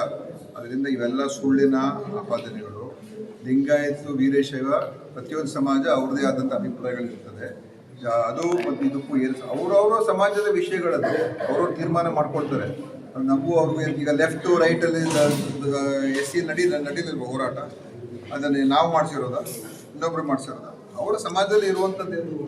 ಅದ ನಂತರ ಈಗ ಒಂದು ಇತ್ಯರ್ಥ ಆಯ್ತು. ಅದೇ ರೀತಿ ಇವೆಲ್ಲ ಅವರ ಆಂತರಿಕ ವಿಷಯಗಳು. ಇದು ದೊಡ್ಡ ಸಮಸ್ಯೆ ಏನಲ್ಲ ಇದು. ಆದರೆ ರಾಜಕೀಯವಾಗಿ ಅದಕ್ಕೆ ಹೆಚ್ಚು ಪ್ರಚಾರ ಸಿಗ್ತದೆ, ಹೆಚ್ಚು ಅದಕ್ಕೆ ಜನ ಕೇಳುವಂಥದ್ದಾಗ್ತದೆ. ಅದರಿಂದ ನಿಜವಾದಂಥ ಸಮಸ್ಯೆ ಏನೂ ಇಲ್ಲ. ಏನಿದೆ ಸಮಸ್ಯೆ? ಏನು ಸಮಸ್ಯೆ? ಈಗ ನೀವು ಒಂದು ಕಡೆ ಸಮೀಕ್ಷೆಗೆ ಸಚಿವ ಸಂಪುಟ ಸಚಿವರು ವಿರೋಧ ಮಾಡಿದ್ರು ಕೂಡ CM ಅವರು ಅಟಕ್ ಬಿದ್ದು ಮಾಡ್ತಾರೆ ಅಂತೇಳಿ ಬಿಜೆಪಿ ಯಾರು ಸಮೀಕ್ಷೆ ಆಗಬಾರ್ದು ಅಂತ ಒಬ್ಬರು ಸಚಿವ ಸಂಪುಟ ಸದಸ್ಯರು ಹೇಳಲಿಲ್ಲ. ಅವರು ಕೆಲವರು ಅನುಮಾನ. ಮಳೆ ಹಾಗೂ ಭೀಮಾ ನದಿ ಪ್ರವಾಹಕ್ಕೆ ನಲುಗಿದ ಗಿರಿನಾಡು ಯಾದಗಿರಿ ಜನತೆ. ಅನ್ನದಾತರ ಬದುಕಿಗೆ ಮುಳ್ಳಾದ ಮಳೆರಾಯ. ಭೀಮೆಯ ಒಡಲಿಗೆ 3.5 ಲಕ್ಷ ಕ್ಯೂಸೆಕ್ ಅಪಾರ ಪ್ರಮಾಣದ ನೀರು, ಜಮೀನುಗಳು ಜಲಾವೃತ. ರೈತರ ನೆರವಿಗೆ ಬಾರದ ಕೃಷಿ ಸಚಿವರ ವಿರುದ್ಧ ರೈತರ ಆಕ್ರೋಶ. ನೀನೊಬ್ಬ ಅಯೋಗ್ಯ, ಕೃಷಿ ಮಂತ್ರಿ ರಾಜೀನಾಮೆ ಕೊಟ್ಟು ಮನೆಗೆ ಹೋಗು ಎಂದು ರೈತ ಮುಖಂಡರ ವಾಗ್ದಾಳಿ. ರಾಜ್ಯ ರೈತ ಸಂಘದ ಜಿಲ್ಲಾಧ್ಯಕ್ಷ ಮಲ್ಲನಗೌಡ ಹಗರಟಗಿ ಕೃಷಿ ಸಚಿವ ಚಲುವರಾಯಸ್ವಾಮಿ ವಿರುದ್ಧ ವಾಗ್ದಾಳಿ ನಡೆಸಲಾಗ್ತಾ ಇದೆ. ನೀನೊಬ್ಬ ನಾಲಾಯಕ್ ಸಚಿವ, ಕಲ್ಯಾಣ ಕರ್ನಾಟಕ ಭಾಗದ ರೈತರ ಕಾಳಜಿ ಇಲ್ಲ. ಕೃಷಿ ಸಚಿವರ ಸಮಗ್ರ ಕರ್ನಾಟಕದ ಬದಲು ಮಂಡ್ಯ, ಮೈಸೂರು ಸಚಿವರಾಗಿದ್ದಾರೆ. ಯಾದಗಿರಿ ಜಿಲ್ಲೆಯಲ್ಲಿ 1.5 ಲಕ್ಷ ಹೆಕ್ಟೇರ್ ಬೆಳೆ ಹಾನಿಯಾಗಿದೆ. ಸಮೀಕ್ಷೆ ಸರಿಯಾಗಿ ನಡೆಸ್ತಾ ಇಲ್ಲ. ಭೀಮಾ ನದಿಯಿಂದ ಗ್ರಾಮೀಣ ಭಾಗದ ಜನರು ವಿಲವಿಲ ಎಂದು ಒದ್ದಾಡುತ್ತಿದ್ದಾರೆ. ಸರ್ಕಾರ ನೆರವಿಗೆ ಧಾವಿಸಬೇಕು. ಜಿಲ್ಲೆಯಲ್ಲಿ ಮುಂಗಾರು ಹಂಗಾಮಿನಲ್ಲಿ ಬೆಳೆಯಲಾದ ಹತ್ತಿ, ತೊಗರಿ, ಉದ್ದು, ಹೆಸರುಬೇಳೆ ನೀರಿನಲ್ಲಿ ಕೊಚ್ಚಿ ಹೋಗಿದೆ. ಕೂಡಲೇ ಪರಿಹಾರ ಕಲ್ಪಿಸಿ ಕಾಳಜಿ ಕೇಂದ್ರವನ್ನು ತೆರೆಯುವಂತೆ ಒತ್ತಾಯ ಮಾಡುತ್ತಿದ್ದಾರೆ. News report Devaraj Ugar. ನಮಸ್ಕಾರ ಎಲ್ಲ ಯಾದಗಿರಿ ಜಿಲ್ಲೆ ಅನ್ನದಾತರಿಗೆ. ಇವತ್ತು ನಿರಂತರವಾಗಿ ಸುಮಾರು 20-25 ದಿನಗಳ ಕಾಲ ಜಿಲ್ಲೆಯಲ್ಲಿ ಅಕಾಲಿಕ ಮಳೆಯಿಂದ ಜಿಲ್ಲೆ ತುಂಬ ಅತಿವೃಷ್ಟಿಯಾಗಿದೆ. ಜಿಲ್ಲೆಯ ರೈತರ ಬದುಕು ಇವತ್ತು ಕಂಗಾಲಾದಂಥ ಪರಿಸ್ಥಿತಿ ಬಂದಿದೆ. ನಿರಂತರವಾಗಿ ಸಿಗ್ತಕ್ಕಂಥ ಈ ಮಳೆಗೆ ಹತ್ತಿ, ತೊಗರಿ, ಉದ್ದು, ಹೆಸರು ಮತ್ತು ಭತ್ತದ ಬೆಳೆಗಳು ಸಂಪೂರ್ಣ ಜಲಾವೃತವಾಗಿದ್ದು ರೈತ ತುಂಬ ಕಂಗಾಲಾಗಿದ್ದಾನೆ. ಅದಕ್ಕೆ ಸರ್ಕಾರ ಇನ್ನೂವರೆಗಾದರೂ ಇನ್ನು ಸಮೀಕ್ಷೆ ಮಾಡ್ತೀವಿ ಅಂತಕ್ಕಂಥ ಬೇಜವಾಬ್ದಾರಿತರ ಉತ್ತರವನ್ನು ಸರ್ಕಾರ ಕೊಡ್ತಾ ಇದೆ. ಇದು ಕರ್ನಾಟಕ ರಾಜ್ಯ ರೈತ ಸಂಘ ಹಸಿರು ಇದನ್ನು ಖಂಡಿಸ್ತೀವಿ. ಇದಕ್ಕೆ ಮಾನ್ಯ ಕೃಷಿ ಸಚಿವರು, ರಾಜ್ಯದ ಮುಖ್ಯಮಂತ್ರಿಗಳು, ಕಲ್ಯಾಣ ಕರ್ನಾಟಕ ಭಾಗದ ಯಾದಗಿರಿ, ಗುಲ್ಬರ್ಗ ಮತ್ತು ರಾಯಚೂರು ಜಿಲ್ಲೆಗಳಲ್ಲಿ ಅತಿವೃಷ್ಟಿ, ಕೃಷ್ಣಾ ಮತ್ತು ಭೀಮಾ ನದಿಯಿಂದ ತುಂಬಿ ತುಳುಕ್ತಕ್ಕಂಥ ಈ ನದಿಗಳು ಜಿಲ್ಲೆಯ ರೈತರ ಜಮೀನುಗಳಿಗೆ ನುಗ್ಗಿ ಎಲ್ಲ ಬೆಳೆಗಳು ಸಂಪೂರ್ಣ ಹಾಳಾಗಿದ್ದಾವೆ. ಇದಕ್ಕೆ ಸರ್ಕಾರ ಇದು ಬೇಜವಾಬ್ದಾರಿತನ ಮಾಡದೆ ಇನ್ನು ಮೀನಾಮೇಷ ಎಣಿಸ್ತೆ ಅಂತಕ್ಕಂಥ ಬೇಜವಾಬ್ದಾರಿ ಉತ್ತರ ಬೇಡ. ಅತಿ ಶೀಘ್ರದಲ್ಲೇ ಸರ್ಕಾರ ರೈತರಿಗೆ ಪರಿಹಾರ ಘೋಷಣೆ ಮಾಡಬೇಕು ಮತ್ತು ರಾಷ್ಟ್ರೀಕೃತ ಬ್ಯಾಂಕ್ಗಳಲ್ಲಿ ರೈತರು ಮಾಡಿರ್ತಕ್ಕಂಥ ಸಾಲವನ್ನು ಮನ್ನಾ ಮಾಡಬೇಕು. ನೀವು ಬರೀ ಬೆಳೆ ಪರಿಹಾರ ಕೊಟ್ಟರೆ ಅದು ಮೂಗಿ ತುಪ್ಪ ಹೊರ್ಸಕ್ಕಂಥ ಕೆಲಸ ಬೇಡ. ನಿಮಗೆ ಬೆಳೆ ಪರಿಹಾರ ಕೊಡದೆ ಆಗದೇ ಇದ್ದಲ್ಲಿ ರೈತ ಜಮೀನುಗಳಿಗೆ ಹಾಕಿರ್ತಕ್ಕಂಥ ಖರ್ಚು ಎಷ್ಟಿದೆ ಅಂತಕ್ಕಂಥ ಲೆಕ್ಕ ಕೊಟ್ಟು ಆ ಖರ್ಚನಾದ್ರೂ ಸರ್ಕಾರ ಕೊಡಬೇಕಾಗ್ತದೆ. ಅಂದಾಗ ರೈತ ನೆಮ್ಮದಿಯಿಂದ ಇದಕ್ಕೆ ಸಾಧ್ಯ. ರೈತ ಈ ದೇಶದ ಬೆನ್ನೆಲುಬು ಅಂತ ಇರತಕ್ಕಂಥ ಈ ಜನಪ್ರತಿನಿಧಿಗಳು, ಕಲ್ಯಾಣ ಕರ್ನಾಟಕ ಭಾಗದ ಜನಪ್ರತಿನಿಧಿಗಳು ಈ ರೈತರ ಜಮೀನುಗಳಿಗೆ ಭೇಟಿ ಕೊಟ್ಟು ರೈತರ ಕಷ್ಟವನ್ನು ಒಂದು ಸ್ಪಂದನೆ ಮಾಡ್ತಕ್ಕಂಥ ಕೆಲಸ ಯಾರೂ ಮಾಡ್ತಾ ಇಲ್ಲ. ಇದಕ್ಕೆ ಕರ್ನಾಟಕ ರಾಜ್ಯ ರೈತ ಸಂಘ ಹಸಿರು ಸೇನೆ ಖಂಡಿಸ್ತದೆ. ಇದು ಇದೇ ತರ ಮುಂದುವರೆದರೆ ಕಲ್ಯಾಣ ಕರ್ನಾಟಕ ಮತ್ತು ಉತ್ತರ ಕರ್ನಾಟಕ ಪ್ರತ್ಯೇಕ ರಾಜ್ಯವನ್ನು ಕೇಳಬೇಕಂತ ಪರಿಸ್ಥಿತಿ ನಮಗೆ ಬಂದಿದೆ. ನಮ್ಮ ರಾಜ್ಯ ಉತ್ತರ ಕರ್ನಾಟಕ ಮತ್ತು ಕಲ್ಯಾಣ ಕರ್ನಾಟಕ ಭಾಗವನ್ನ ನೀವು ನಿರ್ಲಕ್ಷ್ಯ ಮಾಡ್ತಾ ಇದ್ದೀರಿ. ಈ ರಾಜ್ಯದ ಕೃಷಿ ಸಚಿವ ಅಯೋಗ್ಯ ಮಂತ್ರಿ, ಅವನು ಮಂಡ್ಯ ಮತ್ತು ಬೆಂಗಳೂರಿಗೆ ಅಷ್ಟೇ ಸೀಮಿತವಾದ ಕೃಷಿ ಸಚಿವನಾಗಿದ್ದಾನೆ. ಆ ಅಯೋಗ್ಯ ಮಂತ್ರಿಗೆ ನಾ ಈ ಕಲ್ಯಾಣ ಕರ್ನಾಟಕ, ಉತ್ತರ ಕರ್ನಾಟಕ ಭಾಗದ ಜನರ ಪರವಾಗಿ ಹೇಳ್ತಾ ಇದ್ದೀನಿ. ನೀನು ನಿಜವಾದ ಕೃಷಿ ಸಚಿವರಾಗಿದ್ರೆ ನಮ್ಮ ಉತ್ತರ ಕರ್ನಾಟಕ ಜನರ ಸ್ಪಂದನೆ ಮಾಡ್ತಕ್ಕಂಥ ಕೆಲಸ ನೀವು ಮಾಡಬೇಕಾಗಿದೆ ಮಾನ್ಯ ಸಚಿವರೇ. ಇದು ಬೇಜವಾಬ್ದಾರಿತನ ಬೇಡ. ನಿಮ್ಗೆ ಆಗಿಲ್ಲ ಅಂತಂದ್ರೆ ರಾಜೀನಾಮೆ ಕೊಟ್ಟು ಮನೆಗೆ ಹೋಗ್ತಕ್ಕಂಥ ಕೆಲಸ ನೀವು ಮಾಡ್ರಿ. ಇರ್ಲಿಲ್ಲ ಅಂತಂದ್ರೆ ನಮ್ಮ ಕಲ್ಯಾಣ ಕರ್ನಾಟಕ ಬಗ್ಗೆ ಪ್ರತ್ಯೇಕ ಸಚಿವಾಲಯವನ್ನು ನಿರ್ಮಾಣ ಮಾಡೋಕೆ ಸರ್ಕಾರ, ಇದು ನಾವು ಖಂಡನೆ ಮಾಡ್ತಾ ಇದ್ದೀವಿ. ಇದು ಬೇಜವಾಬ್ದಾರಿ ಉತ್ತರ. ಇಷ್ಟೆಲ್ಲ ರಾಜ್ಯದಲ್ಲಿ ಅತಿವೃಷ್ಟಿ ಮಳೆಯಾಗಿ ರೈತ ಸಂಕಷ್ಟದಲ್ಲಿದ್ದಾಗಲೂ ನೀವು ಒಬ್ಬರೇ ಜನಪ್ರತಿನಿಧಿಗಳು, ಸಚಿವರು, ಮುಖ್ಯಮಂತ್ರಿಗಳು ರೈತರ ಪರವಾಗಿ ಒಂದೇ ಒಂದು ಹೇಳಿಕೆಯನ್ನು ಕೊಳ್ಳಾರದಂತಕ್ಕಂಥದ್ದು ಬಹಳ ಮನಸ್ಸಿಗೆ ನೋವಾಗಿದೆ. ಇದನ್ನು ಕರ್ನಾಟಕ ರಾಜ್ಯ ರೈತ ಸಂಘ ಖಂಡಿಸ್ತದೆ. ನೀವು ಮುಂದಿನ ದಿನಗಳಲ್ಲಿ ಇದೇ ತರನಾಗಿ ರೈತರ ಬಗ್ಗೆ ನಿರ್ಲಕ್ಷ್ಯ ಮಾಡಿದರೆ ಕರ್ನಾಟಕ ರಾಜ್ಯ ರೈತ ಸಂಘ ಹಸಿರು ಸೇನೆ ವತಿಯಿಂದ ವಿಧಾನಸೌಧದ ಮುತ್ತಿಗೆ ಹಾಕಿ ಪ್ರತಿಭಟನೆ ಮಾಡಬೇಕಾಗುತ್ತದೆ ಎಚ್ಚರಿಕೆ ಕೊಡಲಾಗುವುದು. ಮಲ್ಲನಗೌಡ ಅಗರಟ್ಟಿ, ಯಾದಗಿರಿ ಜಿಲ್ಲಾಧ್ಯಕ್ಷರು. ಧಾರವಾಡದಲ್ಲಿ ಟ್ರ್ಯಾಕ್ಟರ್ ಹಾಗೂ ಟಿವಿಎಸ್ ಎಕ್ಸೆಲ್ ಮಧ್ಯೆ ಮುಖಾಮುಖಿ ಡಿಕ್ಕಿ ಬೈಕ್ ಸವಾರ ಸಾವು. ಹೌದು, ಟ್ರ್ಯಾಕ್ಟರ್ ಹಾಗೂ ಟಿವಿಎಸ್ ಎಕ್ಸೆಲ್ ಮಧ್ಯೆ ಮುಖಾಮುಖಿ ಡಿಕ್ಕಿ ಸಂಭವಿಸಿದ ಪರಿಣಾಮ ಎಕ್ಸೆಲ್ ಬೈಕ್ ಸವಾರ ಸಾವನ್ನಪ್ಪಿರುವಂತಹ ಘಟನೆ ಧಾರವಾಡ ಸವದತ್ತಿ ರಸ್ತೆಯಲ್ಲಿರುವ ಕವಲಗೇರಿ ಕ್ರಾಸ್ ಬಳಿ ಶನಿವಾರ ಸಂಜೆ ನಡೆದಿದೆ. ಧಾರವಾಡ ಗ್ರಾಮೀಣ ಶಾಸಕಿ ಸೀಮಾ ಮಸೂತಿ ನಿವಾಸದ ಮುಂಭಾಗದ ಧಾರವಾಡ ಕವಲಗೇರಿ ಕ್ರಾಸ್ ಬಳಿ ಈ ದುರ್ಘಟನೆ ಸಂಭವಿಸಿದೆ. ಸವದತ್ತಿ ಮೂಲದ ಮಂಜುನಾಥ್ ಕಳ್ಳಿಮನಿ 43 ವರ್ಷ ಎಂಬಾತನೇ ಈ ಅಪಘಾತದಲ್ಲಿ ಸಾವನ್ನಪ್ಪಿದಂತಹ ವ್ಯಕ್ತಿ ಎಂದು ತಿಳಿದು ಬಂದಿದೆ. ಇನ್ನು ಸವದತ್ತಿ ಕಡೆಯಿಂದ ಎಕ್ಸೆಲ್ ವಾಹನ ತೆಗೆದುಕೊಂಡು ಬರುತ್ತಿದ್ದಂತಹ ಸಂದರ್ಭದಲ್ಲಿ ಎದುರುಗಡೆ ಬರುತ್ತಿದ್ದಂತಹ ಟ್ರ್ಯಾಕ್ಟರ್ ಡಿಕ್ಕಿ ಹೊಡೆದಿದೆ. ಇದರಿಂದ ತೀವ್ರವಾಗಿ ಗಾಯಗೊಂಡ ಮಂಜುನಾಥ್ ಸ್ಥಳದಲ್ಲಿ ಸಾವನ್ನಪ್ಪಿದ್ದಾನೆ. ಘಟನಾ ಸ್ಥಳಕ್ಕೆ ಸಂಚಾರ ಠಾಣೆ ಪೊಲೀಸರು ಭೇಟಿ ನೀಡಿ ಪ್ರಕರಣ ದಾಖಲು ಮಾಡಿಕೊಂಡಿದ್ದಾರೆ. News report Santosh Medhar, Dharwad. ಭಾರೀ ಮಳೆಗೆ ಸೋಯಾ ಬೆಳೆಯಲ್ಲಿ ಮೊಳಕೆ. ಹೌದು, ಔರಾದ ತಾಲೂಕಿನ ಎಲ್ಲೆಡೆ ಸತತವಾಗಿ ಸುರಿಯುತ್ತಿರುವ ಧಾರಾಕಾರ ಮಳೆಯಿಂದ ಕಟಾವಿಗೆ ಬಂದಿರುವ ಸೋಯಾಬೀನ್ ಬೆಳೆ ಹೊಲದಲ್ಲಿಯೇ ಮೊಳಕೆಯೊಡೆಯುತ್ತಿವೆ. ಪ್ರತಿದಿನ ಹಗಲು ರಾತ್ರಿ ಗರಿಷ್ಠ 2 ಗಂಟೆಗೂ ಅಧಿಕ ಕಾಲ ಮಳೆ ಸುರಿಯುತ್ತಿದೆ. ಹೆಸರು, ಉದ್ದು ಬೆಳೆಯಲ್ಲಿ ನಷ್ಟವಾಗಿದ್ದರೂ ಸೋಯಾಬೀನ್ ಬೆಳೆಯಿಂದ ಸ್ವಲ್ಪವಾದರೂ ಆದಾಯ ಪಡೆಯುವ ನಿರೀಕ್ಷೆಯಲ್ಲಿದ್ದ ರೈತರನ್ನ ಮತ್ತಷ್ಟು ಸಂಕಷ್ಟಕ್ಕೆ ದೂಡಿದಂತಾಗಿದೆ. ಸೋಯಾಬೀನ್ ಬೆಳೆ ಬೆಳೆಯಲು ಖರ್ಚು ಮಾಡಿರುವ ಹಣವು ವಾಪಸ್ ಬರುವ ಲಕ್ಷಣ ಕಾಣಿಸ್ತಿಲ್ಲ. ಕಳೆದ ಬಾರಿ ಸೋಯಾಬೀನ್ ಬಿತ್ತಿದಾಗ ಮಳೆ ಬರದೆ ಬೆಳೆ ಹಾಳಾಯಿತು. ಈ ಬಾರಿಯಾದರೂ ಉತ್ತಮ ಲಾಭ ಪಡೆಯಬಹುದೆಂಬ ಬಹುತೇಕ ರೈತರಿಗೆ ಇದ್ದಂತಹ ಆಸೆ ನಿರಾಸೆಯಾಗಿದೆ ಎಂದು ರೈತ ಓಂಕಾರ ಮೇತ್ರೆ ನುಡಿದಿದ್ದಾರೆ. ಮುಂಗಾರು ಬಿತ್ತನೆ ಕಾಲದಲ್ಲಿ ಎಲ್ಲ ರೈತ ಸಂಪರ್ಕ ಕೇಂದ್ರಗಳಲ್ಲಿ ಬಿತ್ತನೆ ಬೀಜ ಕೊರತೆ ಉಂಟಾಗಿತ್ತು. ಹೀಗಾಗಿ ಖಾಸಗಿ ಬೀಜ ಮಾರಾಟ ಅಂಗಡಿಗಳಿಂದ ದುಬಾರಿ ಬೆಲೆಗೆ ಬೀಜ ಖರೀದಿಸಿ ಬಿತ್ತನೆ ಮಾಡಲಾಗಿತ್ತು. ಬೆಳೆಯಲ್ಲಿ ಕಳೆ ತೆಗೆಯಲು ಮಹಿಳಾ ಕಾರ್ಮಿಕರಿಗೆ ವರ್ಷಕ್ಕಿಂತಲೂ ಹೆಚ್ಚಿನ ಹಣ ಕೊಟ್ಟು ಕಳೆ ತೆಗೆಸಲಾಗಿದೆ. ಒಟ್ಟಾರೆ ಈ ವರ್ಷ ಹೆಚ್ಚಿನ ಖರ್ಚು ಮಾಡಿ ಬೆಳೆದ ಬೆಳೆ ಭಾರೀ ಮಳೆಯಿಂದ ಕೈಗೆ ಬಂದ ತುತ್ತು ಬಾಯಿಗೆ ಬಾರದಂತಾಗಿದೆ. News report Lakshman Rathod. ರೈತರ ಮನವಿ ಏನಿದೆ ಅಂತಂದರೆ ತಮ್ಮ ಮೂಲಕ ಈ ಸರ್ಕಾರಕ್ಕೆ ಕೇಳಿಕೊಳ್ಳುವುದೇನೆಂದರೆ ಸುಮಾರು ದಿನಗಳಿಂದ ಭಾರೀ ಮಳೆ ಪ್ರಮಾಣದಿಂದ ನಮ್ಮ ಸೋಯೆ ಎಲ್ಲ ಅಸ್ತವ್ಯಸ್ತ ಆಗಿತ್ತು. ಅಲ್ಪ ಸ್ವಲ್ಪ ಉಳಿದ ಸೋಯೆ ಕೂಡ ಇವಾಗ ಈ ಥರದ ಮೊಳಕೆಯನ್ನು ಹೊಣ್ತಾ ಇದೆ, ಸಸಿಯನ್ನು ಹೊಣ್ತಾ ಇದೆ. ಹಾಗಾಗಿ ಈ ಸರ್ಕಾರಕ್ಕೆ ತಮ್ಮ ಮೂಲಕ ಕೇಳಿಕೊಳ್ಳುವುದೇನೆಂದರೆ ಪ್ರತಿ ಎಕರೆಗೆ 25,000 ಅನುದಾನವನ್ನು ತಾವು ಕೊಡಬೇಕು ಅಂಥೇಳಿ ತಮ್ಮಲ್ಲಿ ಕಳಕಳಿಯ ವಿನಂತಿ. ಹಾಗೂ ಈ ವರ್ಷ ರೈತರು ಮುಂಗಾರುದಲ್ಲಿ ಬಹಳ ಖುಷಿಯಾಗಿದ್ದರು. ಇವಾಗ ಮಳೆಯಿಂದ ಪೂರ ಕಂಗಾಲಾಗಿದ್ದಾರೆ. ತಮ್ಮ ಸರ್ಕಾರ ನೆರವು ಸಿಗಲಿ ಎಲ್ಲ ರೈತ ಬಾಂಧವರಿಗೆ ಅಂತೇಳಿ ತಮ್ಮಲ್ಲಿ ಕಳಕಳಿಯ ವಿನಂತಿ. ಇದಾಗಿತ್ತು ಇದರಿಂದ ನ್ಯೂಸ್ ಬುಲೆಟಿನ್. ನಿರಂತರ ಸುದ್ದಿಗಾಗಿ ನೋಡ್ತಾ ಇರಿ NK TV4, ಇದು ನಿರಂತರ ಕಾರ್ಯಪಡ.